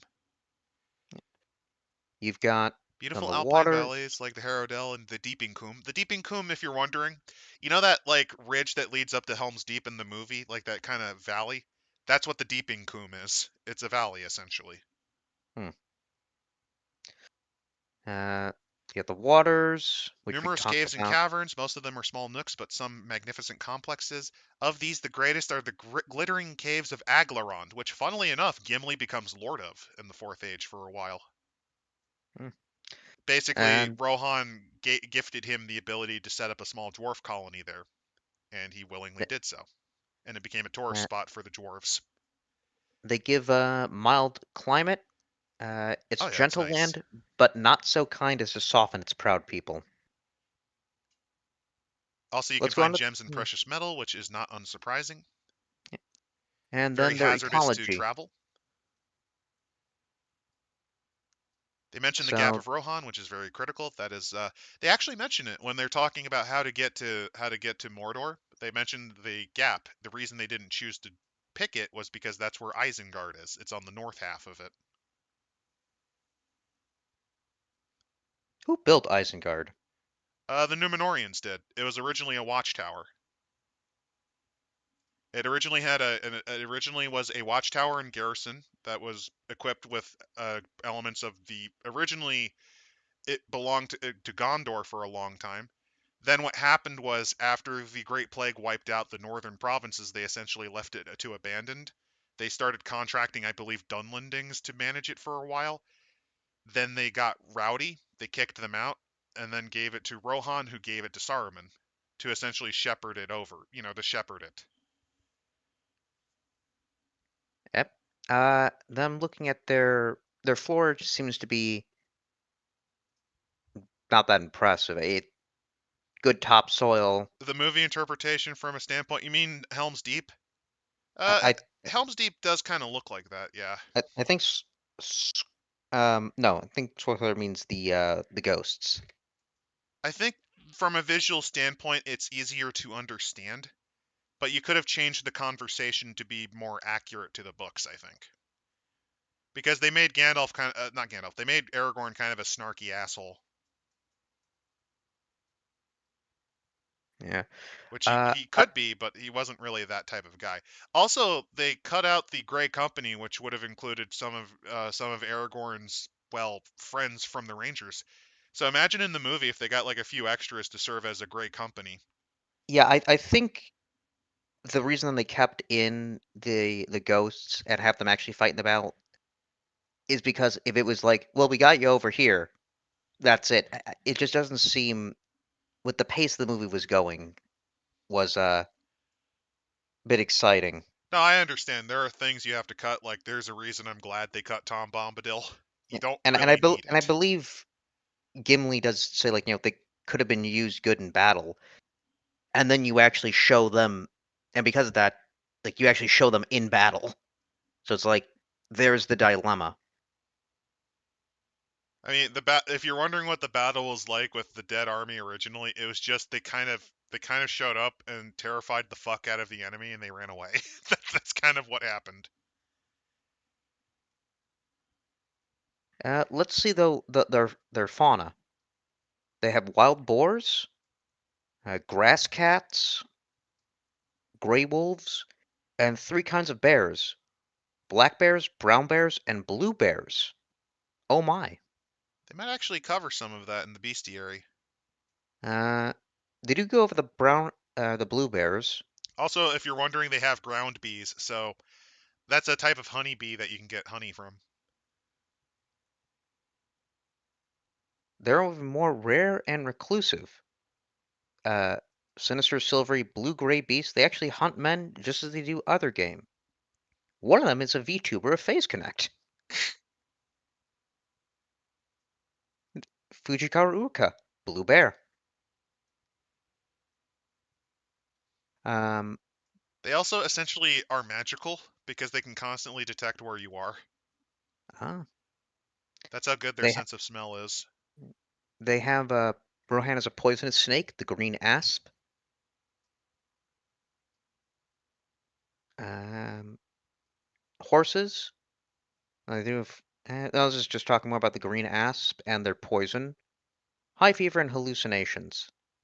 Completely incapacitated for at least 3 days. Nests of ground bees. I'm just now envisioning, like in Lord of the Rings, Gimli like trips in like a gopher hole and begins screaming as bees begin to sting him in the Lord of the Rings because he's the comic relief character. Can't you see it like a swarm of bees rising from the ground to sting him? Legolas, give me my picnic basket.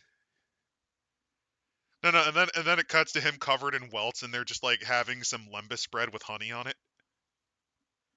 And he just puts away the honey. It's like, don't want to go near that stuff. No, no, what happened? And you see like there's the smashed beehive and it's very clearly Gimli destroyed it in a fit of pique. That feels like something you'd have seen in the movie. Yeah.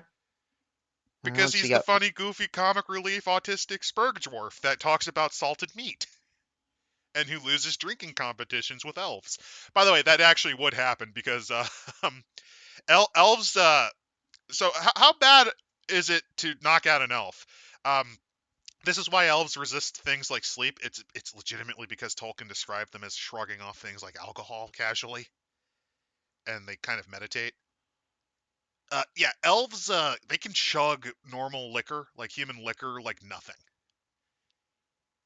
Elf wine is so alcoholic, it will knock you basically unconscious if you are not an elf. 99% proof. So Great Gimli nickname. losing the drinking contest is very fitting for the lore, making him look like a goofy, dirty freakazoid weirdo Spurg dwarf. Though that's a Peter Jackson decision. Yeah. I mean, at least it's Oh, not as bad as what they did with Denethor, which turned him from a smart intellectual to I am bad guy who hates my son and I eat like a disgusting pig. And I'm trying to lose the war because I am crazy. yeah. Oh, they do bring up the Eagles, though. Yes, they do. And the Eagles are quite intelligent. Yep. And They are here we sacred go. birds. That's interesting because no, one of the reasons do you want to know one of the big reasons why they didn't just say, "Hey, can you take us to the Lonely Mountain or to Mount Doom?" Because eagles would get shot at by hunters. Yeah, That's I a kind of load had of a hooey. feeling. That's a bit of a load of hooey. Yeah. I think the Rohirrim would totally shoot those fucking eagles if they could. Well, speaking of the room, we now go on to the Riders of Rohan. What's Yep. interesting, I'm reading through this and the depiction. So when they describe the people, I believe they describe the Eorthim as having brown eyes, but in this case now they're blue or gray eyes. I don't see anything about red hair. Clothing, now both men and women seem to have distinct dresses. Also, notice they're not wearing deer pelts and shit. Yeah. It Uh, shows that they've become, due to their ties to Gondor, much more civilized and sedentary, even if they are still semi-nomadic. that's something I do like with this. It feels like you're tracking history. Yeah, it's almost like what they did was they did a thing called cultural anthropology, and they planned it out and seriously thought about it. What's that? Can't we just have San Francisco, but we've got wizards and knights? Hey, can't we just kind of plop a hobbit community in the middle of the desert? Where do they get their water from? Who knows? I don't know. Maybe they steal it from the evil wizard man. A wizard does it, Also, but their another thing economy. that they mention is they actually have coinage and stuff now.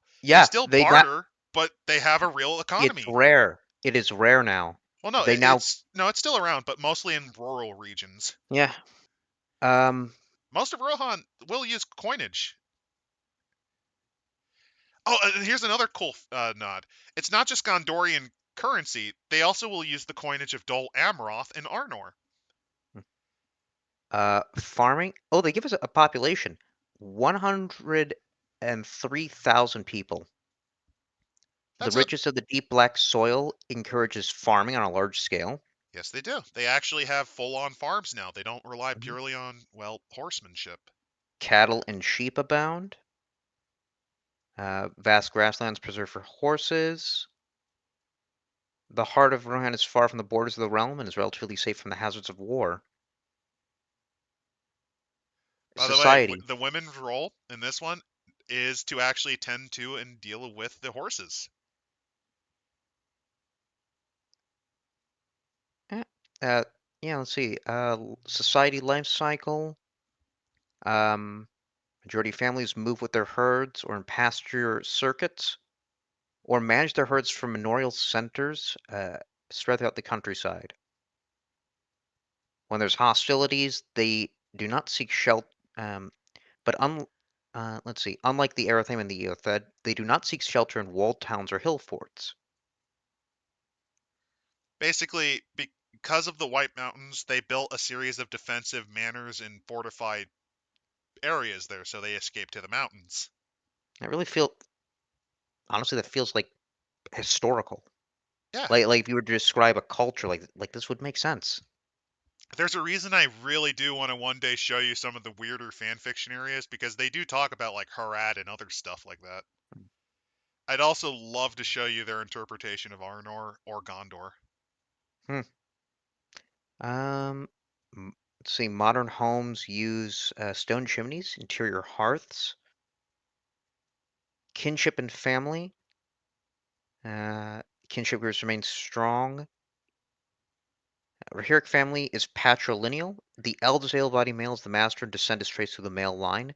Women move to their husband's homestead.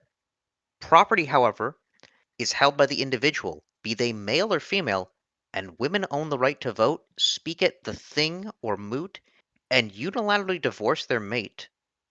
Yep. Okay, It that's it surprising for a actually fantasy. does feel like a Uh, natural evolution, given that while it is patriarchal and patrilocal, remember women still had a lot of responsibilities and some equality to men, up to and including the art of being able to go to war as a shield maiden. I actually do find it that they bring up the marriage laws. You just don't see that in fantasy settings. Nope. This is something that's nice to see. It's all, by the way, a Mhm. lot of this is added sort of fan fiction, but a logical point of fan fiction based on how the Rohirrim lived and what they were based on. I mean, the one thing I think Tolkien might not add is the divorce, because Catholic. Um, That is true. Rites of passage, yeah, by the way, they mentioned those at yep. 6, 12, 18, 36, and 72. 12-year-old start military training. Over here, 72 is the minimum age for an elder. Hmm.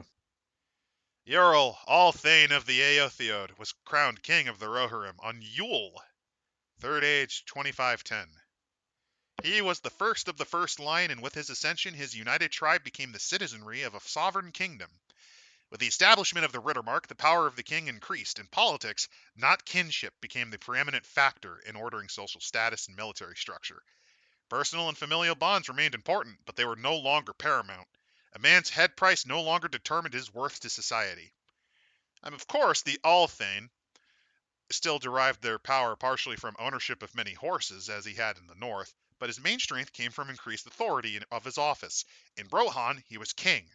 Recognized and respected by his very powerful counterpart in Gondor, he became the official junior partner in a grand alliance central to the affairs of the free peoples of Western Endor. On the other hand, the elevation of their lord further curtailed the power of the Heathanes, the chief or Aldors of the six tribes. Once autonomous masters of their own people, they became a small but important societal class after the development of the Eotheod. Their principal function before 2510 was as military commanders. Afterwards, they became advisors and administrators, and in some cases, the king's envoys. I really Uh, like how they're describing yeah, this. like they talk about the council here. The conscientious acts guarding the nation. An heirless king, though, is interdicted from going to war, which it feels like then, like fourth age. I don't know if they ever do. If you could, well, you could conceive of being the fifth age. I can really see this becoming then the foundations of a democratic state. Possibly. Like you could already see here where you now have these advisors who were like the local heads of state. It definitely would transform into a constitutional monarchy. You could. On top of that, beneath the king family and the six Heathanes, there are the Thanes.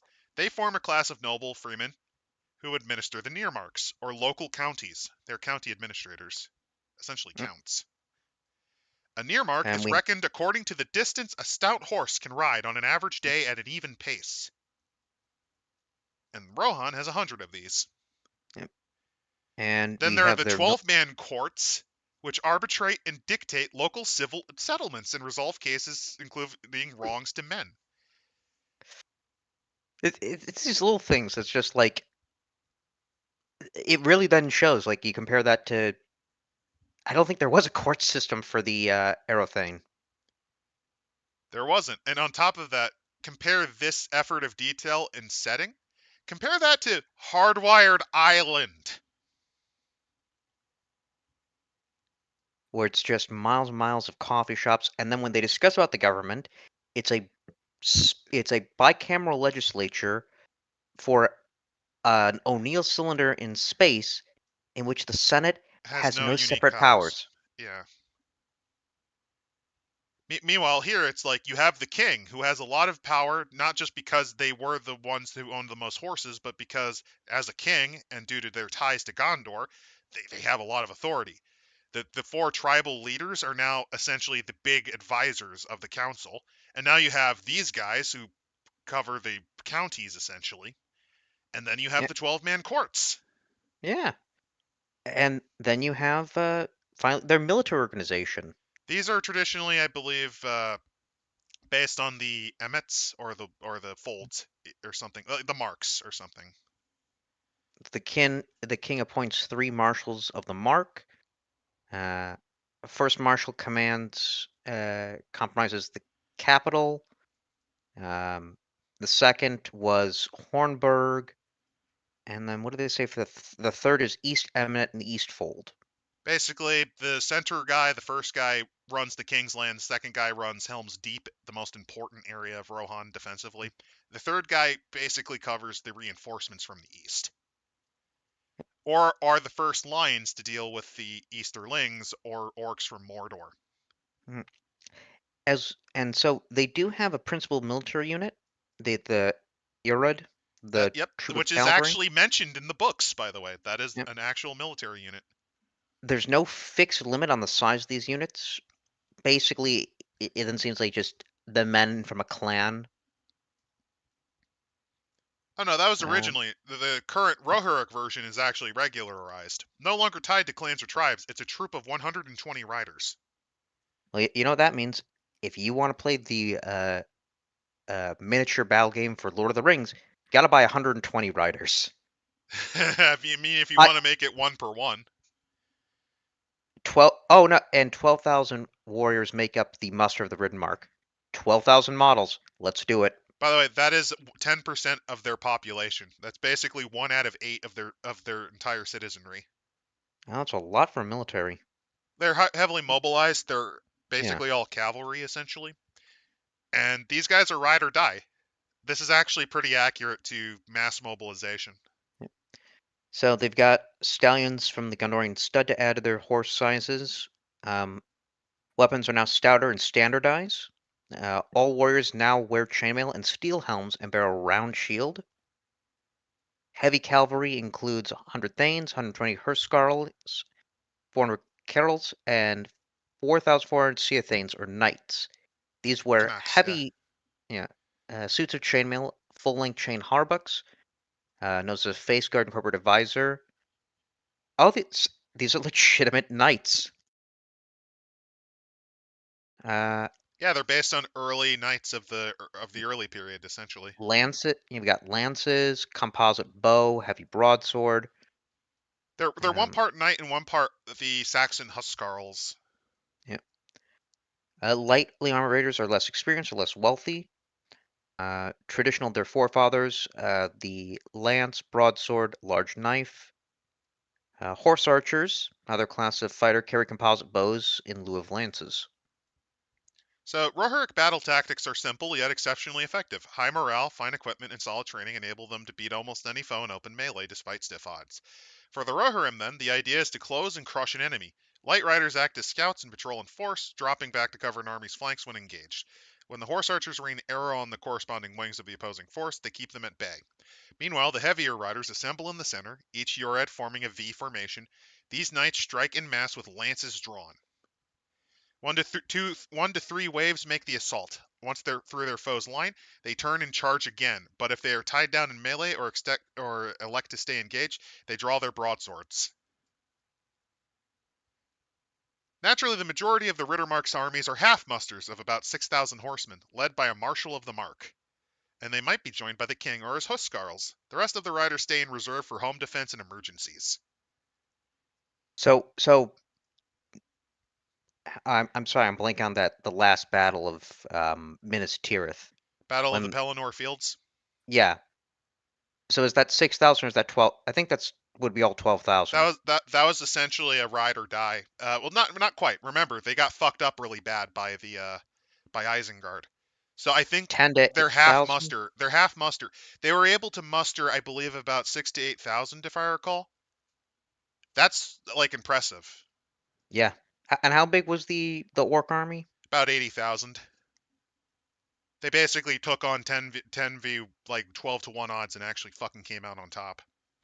Well, yeah, even though it's odd, you gotta understand they're orcs. Well, you also got to include like that's just the orcs. There's also the Haradrim army and the Easterlings that backed them up.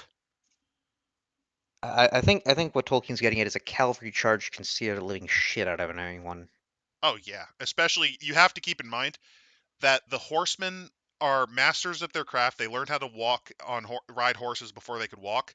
And these horses are also supernaturally intelligent because they are bred from essentially divine stock. They are highly intelligent, incredibly trained, and even bloodthirsty. A well-trained Rohirrim horse is willing to go into combat and actually fucking kill people itself. And they're Let's also faster than most other horses. yeah, some tough sons of bitches. But moving on then to their friends and enemies, they've got the Northmen as friends, the Gondorians as friends, the Elves of Lorien, and occasionally the Ents of Fangor. Well, the elves they're more nervous about because of the rumors of them being led by a witch.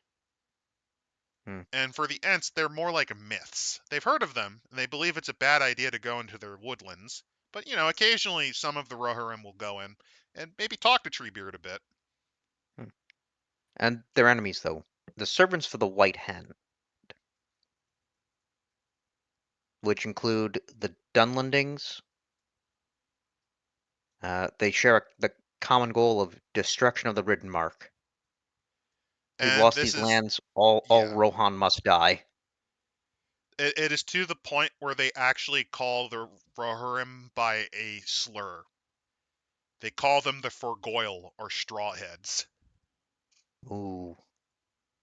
They fucking loathe them because in their legendarium, in their history, the area of Rohan, basically all of Westfold, used to be their land. That's where they used to live. And then the Gondorian kings gave it to these guys, and they kicked them out. Not only that, but the defeat of Wolf lingers in their minds. Also, the land that they are in, Dunland, is some of the poorest. It's relatively much poorer than Rohan. It is hilly. Agriculture is not exactly easy for them, and the winters are a bit harsher.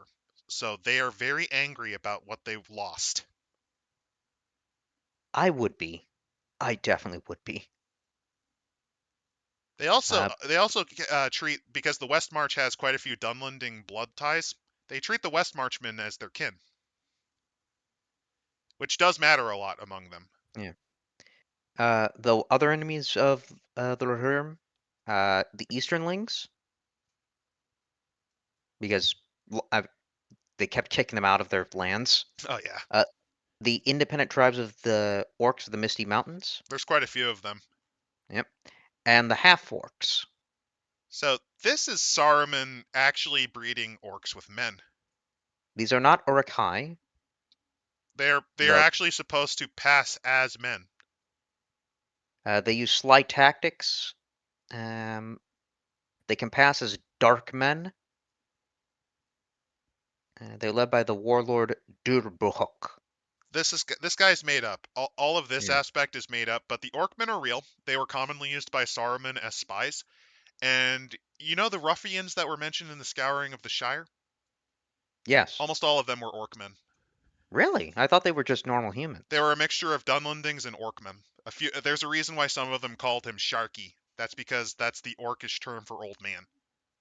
Sharkul. Oh. So some of them were Orcmen. That's why they also looked so ugly. Then you have the Drudane, the Droogs. I'm kind of sad Gonberry Khan never got in there. Uh, They're these are. basically they're basically little stout pigmen that look like Neanderthal. Hmm. And then we get the figures of Nort. Uh, we get Helm Hammerhand, Freka, Wolf, Wait, why Theoden. didn't they put Hera here? What's Where's going on? actually where's Freyloth? Yeah, where's I mean, Freyloth? he's named, but he should obviously be in here. Freyalaf should have been named, yeah. Yeah. Where's General Targ? But yeah, in actual lore, Helm is very important. I think Freyalaf should have been mentioned. They mention him in Helm's biography. Yeah. Freka and Wolf we kind of covered already. Theoden you should know because, well, yeah. And Grima Wormtongue, Which, which how you did he know, get that last name? How the hell did he get that last name? because he's one of the few that actually is really good at lying. But then everyone knows. Why did the king appoint him? Because he used to be a pretty good, he used to actually be a pretty good advisor. Oh, and he wanted to date Eowyn. Oh, he full on wanted to plow her. Yes, that is actually how Saruman got him to work for him. Like that genuinely is how that happened. You got to think that he's got to look up at a mirror in the morning. It's like, yeah, she's gonna like this sunken face. Well, that's Peter Jackson making everyone look ugly if they're evil and stupid. Like, you notice how he picks comical or ugly looking motherfuckers to represent all the bad guys? Like, Saruman. Grima probably didn't. Well, Saruman's the exception because he's supposed to be a surprise bad guy.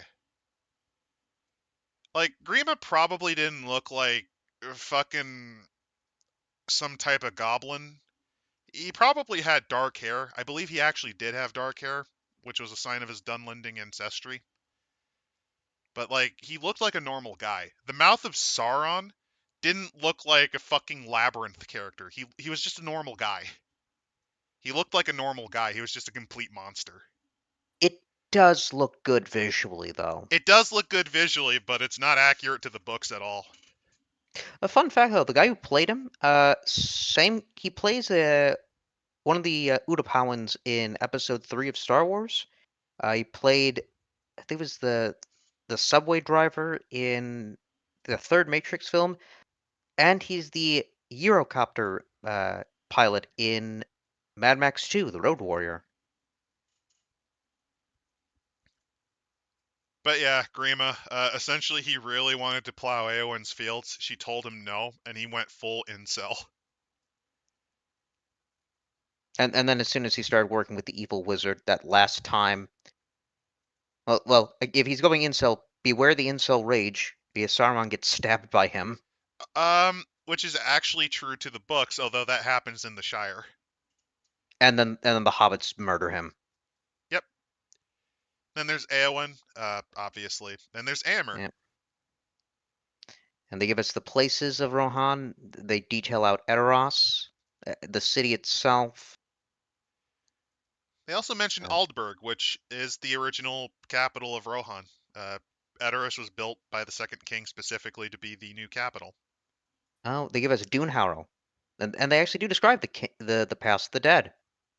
Yep, Dunharrow is the greatest refuge of the Rohirrim. This is where their women and children in the King's Land tend to escape to. Yeah. And then we have Helm's Deep and the Hornburg. This is what Helm's Deep kind of looked like. If you remember in the movie, you've got the Great Gate and obviously the um well, the wall, Yep, and there's the Great Gate, and then it's a there's the it's a Deeping hill. Wall. And you got that hill. I forget. Did they? No, they blew up the wall, not the Deeping Wall.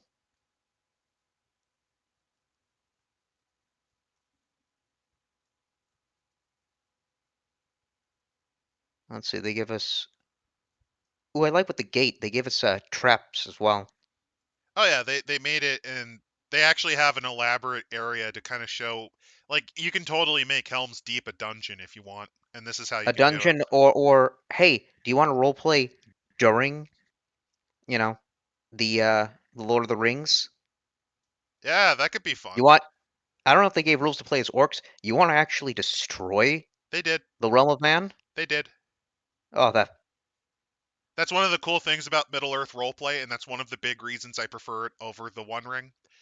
This son of a bitch realized, hey, sometimes you just want to play it as a member of the Shadow. Here's how you do that. And they give us the layout of the keep. the juggler's clothes. This is what the Hornburg kind of looked like from a cross-section view, which I Also, really like the look. you know what I realized throughout this? Everything is like a contract document. 5.44. Yep, because You know, this is early on in how to make an RPG book. This is back when they were still trying to figure out how to make it readable.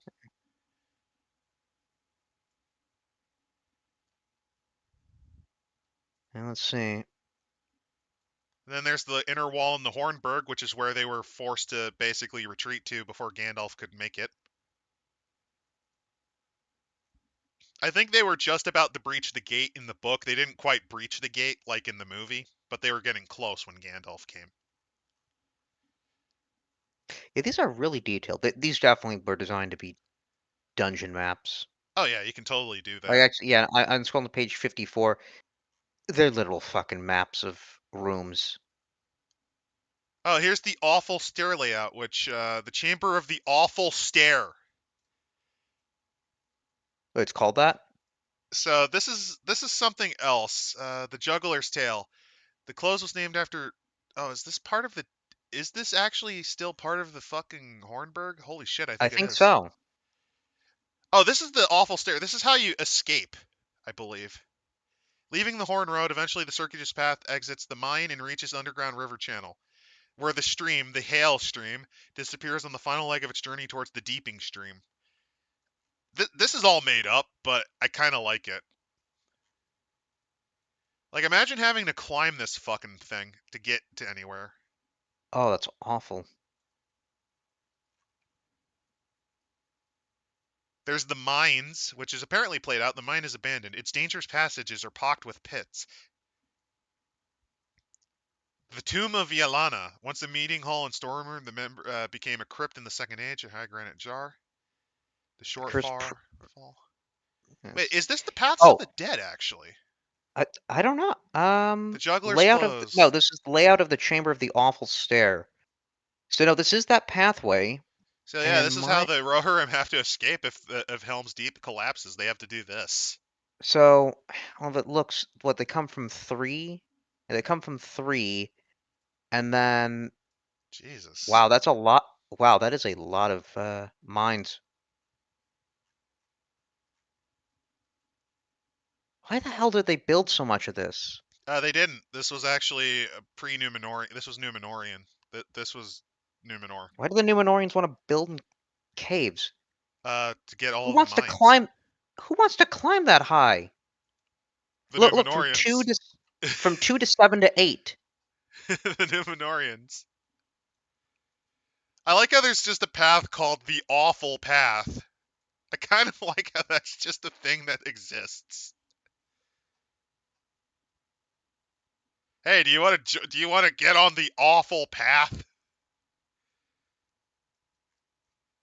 As The awful stair, and then there's the awful path. rotating groups of journeyman warders from the Juggler's School walk the trail and keep watch for intruders. The Juggler's School. The Order of the Journeyman Jugglers. Yeah. Oh, they're a thieves guild. Where was this in Lord of the Rings? That didn't exist, but we needed something interesting. Yeah.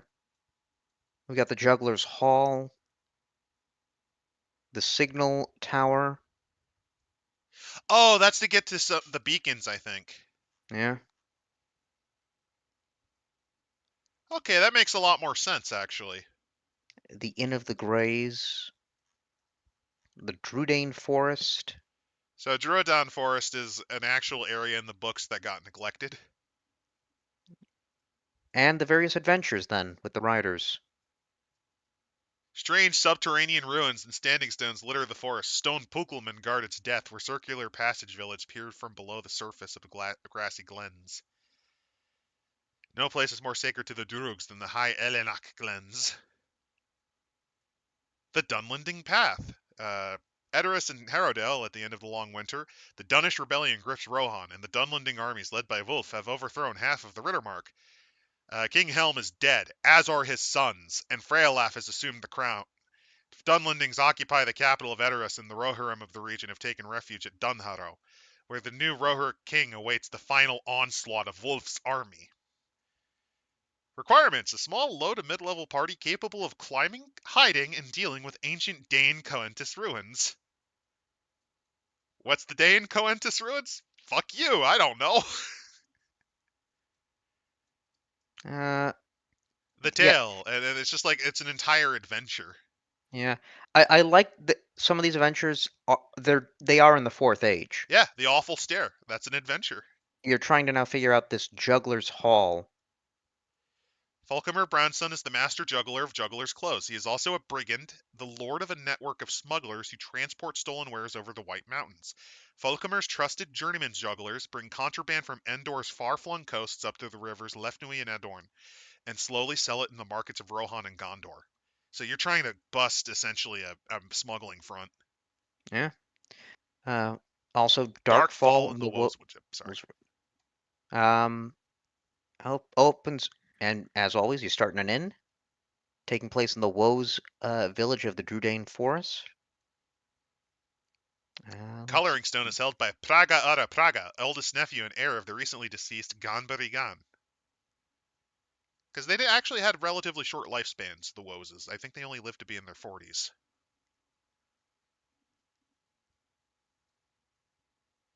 And here's the Master Oh, Military oh, Table. the Coloring Stone is held by Praga or Praga. Yep. They bring that guy up. He is the chieftain of the Woes of the Forest and the keeper of the colors. Because essentially Gondor gave Durodan Forest back to the Woses and essentially refused to let them colonize it. You can tell the adventures in the late Third Age are a lot more elaborate because they kind of expect these are the ones you'd probably play. And then finally, they have a huge bunch of tables for the races, levels, and stats. I've seen this in like Rogue Trader. They just have a whole list of warriors and everything. I wonder if it is to simulate mass combat. Yes, because Middle-earth role-playing dabbled in that a little bit. Remember, this is the 80s where gaming and tabletop role-playing games are kind of interlinked still at this point. Oh yeah, This is relatively recently after Games Workshop started making Warhammer Fantasy and everything. yeah. This actually, yeah, I think they would have been a year or two. Like this is when tabletop gaming and minis gaming were still a little bit ambiguous. Like, which one is it? Because usually at this point you would spin into minis gaming after you gained enough levels. I do like this. It's in a bit of a font, but when they bring up the orcs, Urukai, Ologai, half-orcs operate freely in daylight. Lesser orcs fight with a subtraction of 100 in true daylight, minus 25 in magical or enchanted daylight.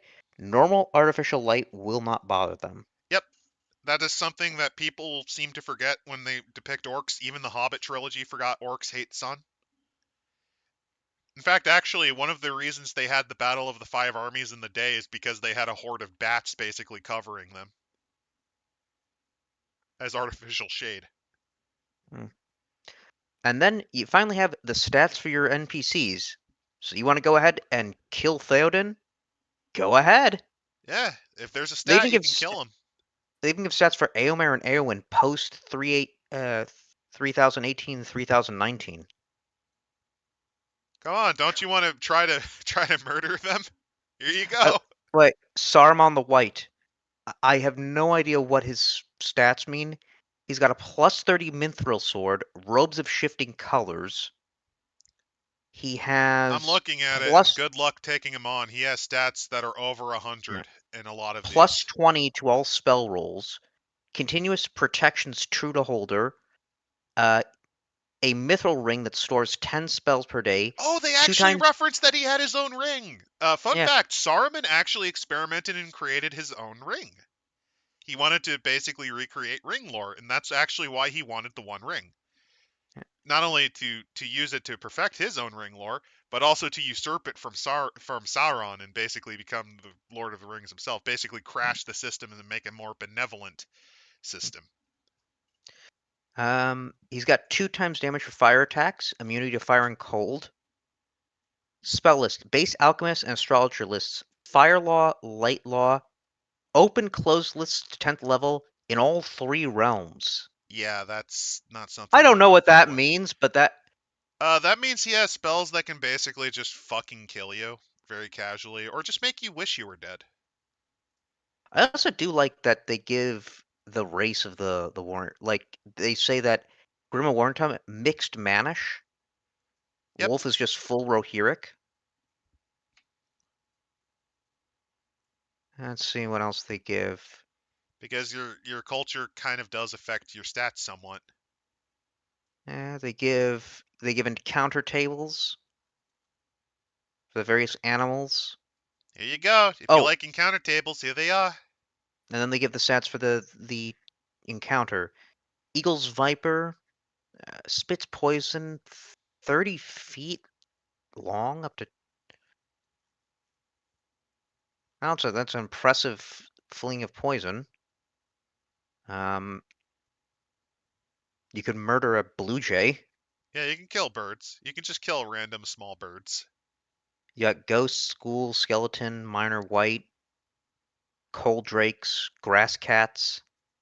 Oh, I actually do like that. Grass cats coats light green in summer due to grass pollen. Yep, that's cute. That is very cute. And that is it Also, then. no, not the bees. That's Where are the incorrect. bees? Right. The bees. It's right beneath Great Bear. You can get murdered by bees. In a swarm. Yo, that. Oh yeah, encounter Oh, number per oh encounter. Jesus, Huorns? Oh, good luck. 1 to 100 What's a for the Huorn, bees. you ask? You know Old Man Willow?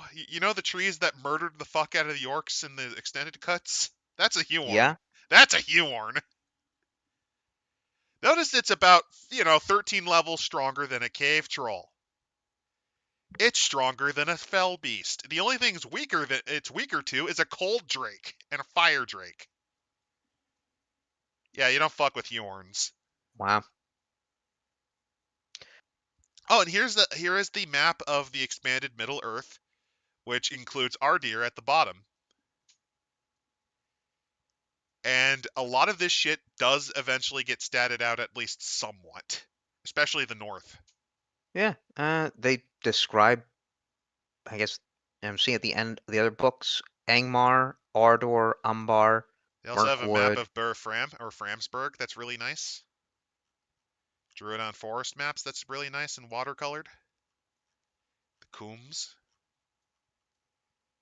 Edoras. This is what Edoras would look like in this game. And then at the back.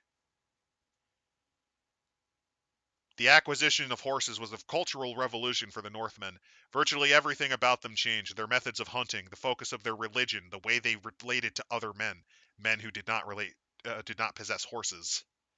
Some some element of their character remained the same, of course. They still despised the Dark Lord and his creatures and all evil men, particularly the Easterlings who worshipped darkness.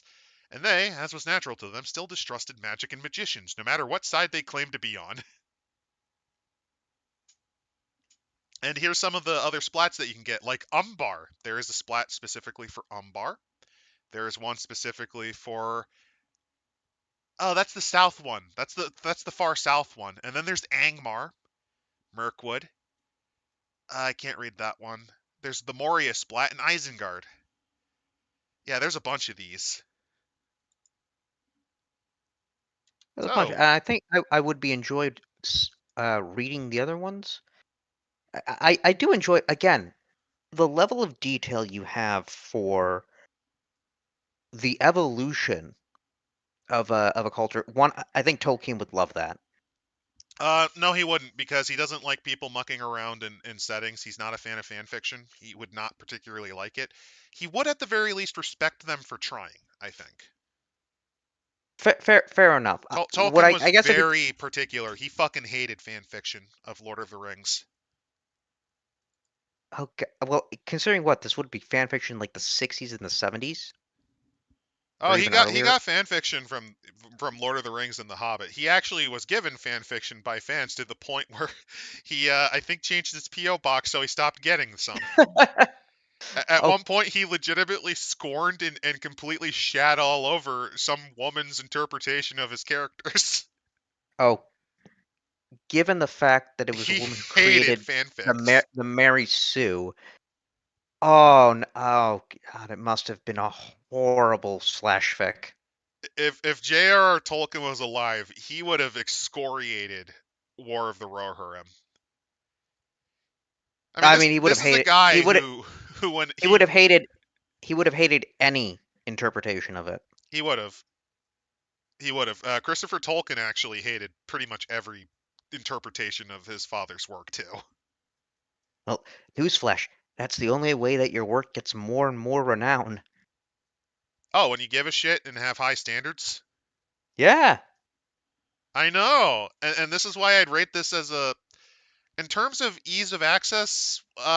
So here's the thing: the enterprise that owned this originally, Iron Crown Enterprises, is no longer around, and the rights issues have completely butt fucked any chance of getting this. So feel free to either get them used or you can find them in the dumpster. I mean, Script has one. Among the Corsairs of Unbar. Hint, hint. I mean, the Corsairs and Umbar usually have some stuff. Just be wary of the slavery, though. I would rate these as a whole. Most of these books tend to rate, I would say, on the decent scale. The biggest problem is just they are dated in the sense that it is kind of unfriendly to just kind of dig into. But if you really like, if you are a DM, if you are a DM and you really want to bust up your world building A game, do not feel shame in just taking this shit and ripping it apart. Don't feel any shame about that. Just don't take Camille the Easterling's backstory. Don't make him like a weird like incel cuck who wants his dommy mommy elf stepmommy. Take the Games Workshop inspiration. Was it 3 Numenorians, 3 from the South men, and 3 weird guys? I should really show you guys the Nazgul book at one point. That's not going to be what we're doing next week. I believe I'd have to find it. I think it's specifically Mordor that has all of the Nazgul described, and I'd really love to show those backstories. But that's not going to be what we're doing next week. This was just me very much enjoying showing you something that I genuinely love because they put a lot of effort building the world setting. This is something you can easily use in Glorantha too. You could. It has a lot of the basics you can use for the Orlanthi. You just have to change up what they look like. I'm imagining the Orlanthi versus. Uh, well, it's more the fact that you've got. I think Glorantha Lo- would win just because magic is a lot yeah. more prevalent in the Well, setting. it's more sort of you have 2 different interpretations. You have the Catholic um, Englishmen very obsessed with languages, and the whole focus on there being one god, and then you have the shamanist who studied ancient religions. Uh, And who blew his brain on acid a bit. yeah, I think if I would compare it, it's the British versus the American version of a fantasy setting. Why do you have so much promiscuity in your setting? Why do you use such a square, man? Come on, don't you want your dwarves to scream about the world machine and like a necromancer to have an army of women he fucks? No, what in God's name is wrong with you? Hey, both are elves like nature. Yours are actual plants. Why on earth did you combine the Greek pantheon with Celto-Germanic style of fighting? I don't know. Why the hell did you just transplant the North Germans and call it good? Called it good. Why are they riding zebras? And is that a duck? Yeah, why not, man? Come on, you got little guys. I figured little ducks would work. I would love to. I would have loved to because they are contemporaries. Actually, he didn't die yet, so Stafford might. Yeah. That would have been Oh no. fun. Oh, like I guarantee you, he took stuff from Lord of the Rings. He did. Yeah, He did, that. but he wanted to really make sure that it wasn't a ripoff. Yeah, I feel like if he gave that to Tolkien as fan fiction, Tolkien might have actually died earlier. How do you think he died, actually? Oh no! They found a manuscript of the Orlanthe cult in his clutched pockets, and they just burned it. It's rumored that a weird man in a turtleneck named Oswald gave it to him for light reading. After he may have shot the president. Ah. Bringing it back. I'm bringing back me confusing Lee Harvey Oswald with Oswald Mosley again. It what? No, you see, they just swapped timelines. Yeah, I have no clue what we're going to cover next week. We have so many books, so much slop, and I have also found a repository of more Street Fighter books from the White Wolf games. Oh Lord. Because we got that. I wouldn't mind showing some of the compacts and conspiracies of Hunter. That could always be fun. Maybe something festive as well. Oh yeah, we could do the Oy Vey game. But so, those who don't know, there's a board game that is the entire distillation of American Judaism in the 70s. It is a board game called Oy Vey. I think I will drop a link to it in our Discord of the actual video someone did about it. And you can get to our Discord in the description link of this stream, so don't worry. It is quite the sight. That could be But something we do. We'll leave it for next week. I might actually run a poll, but actually, it depends. Yeah, I think we might just do Oy Vey next week, just because that about slots into Hanukkah.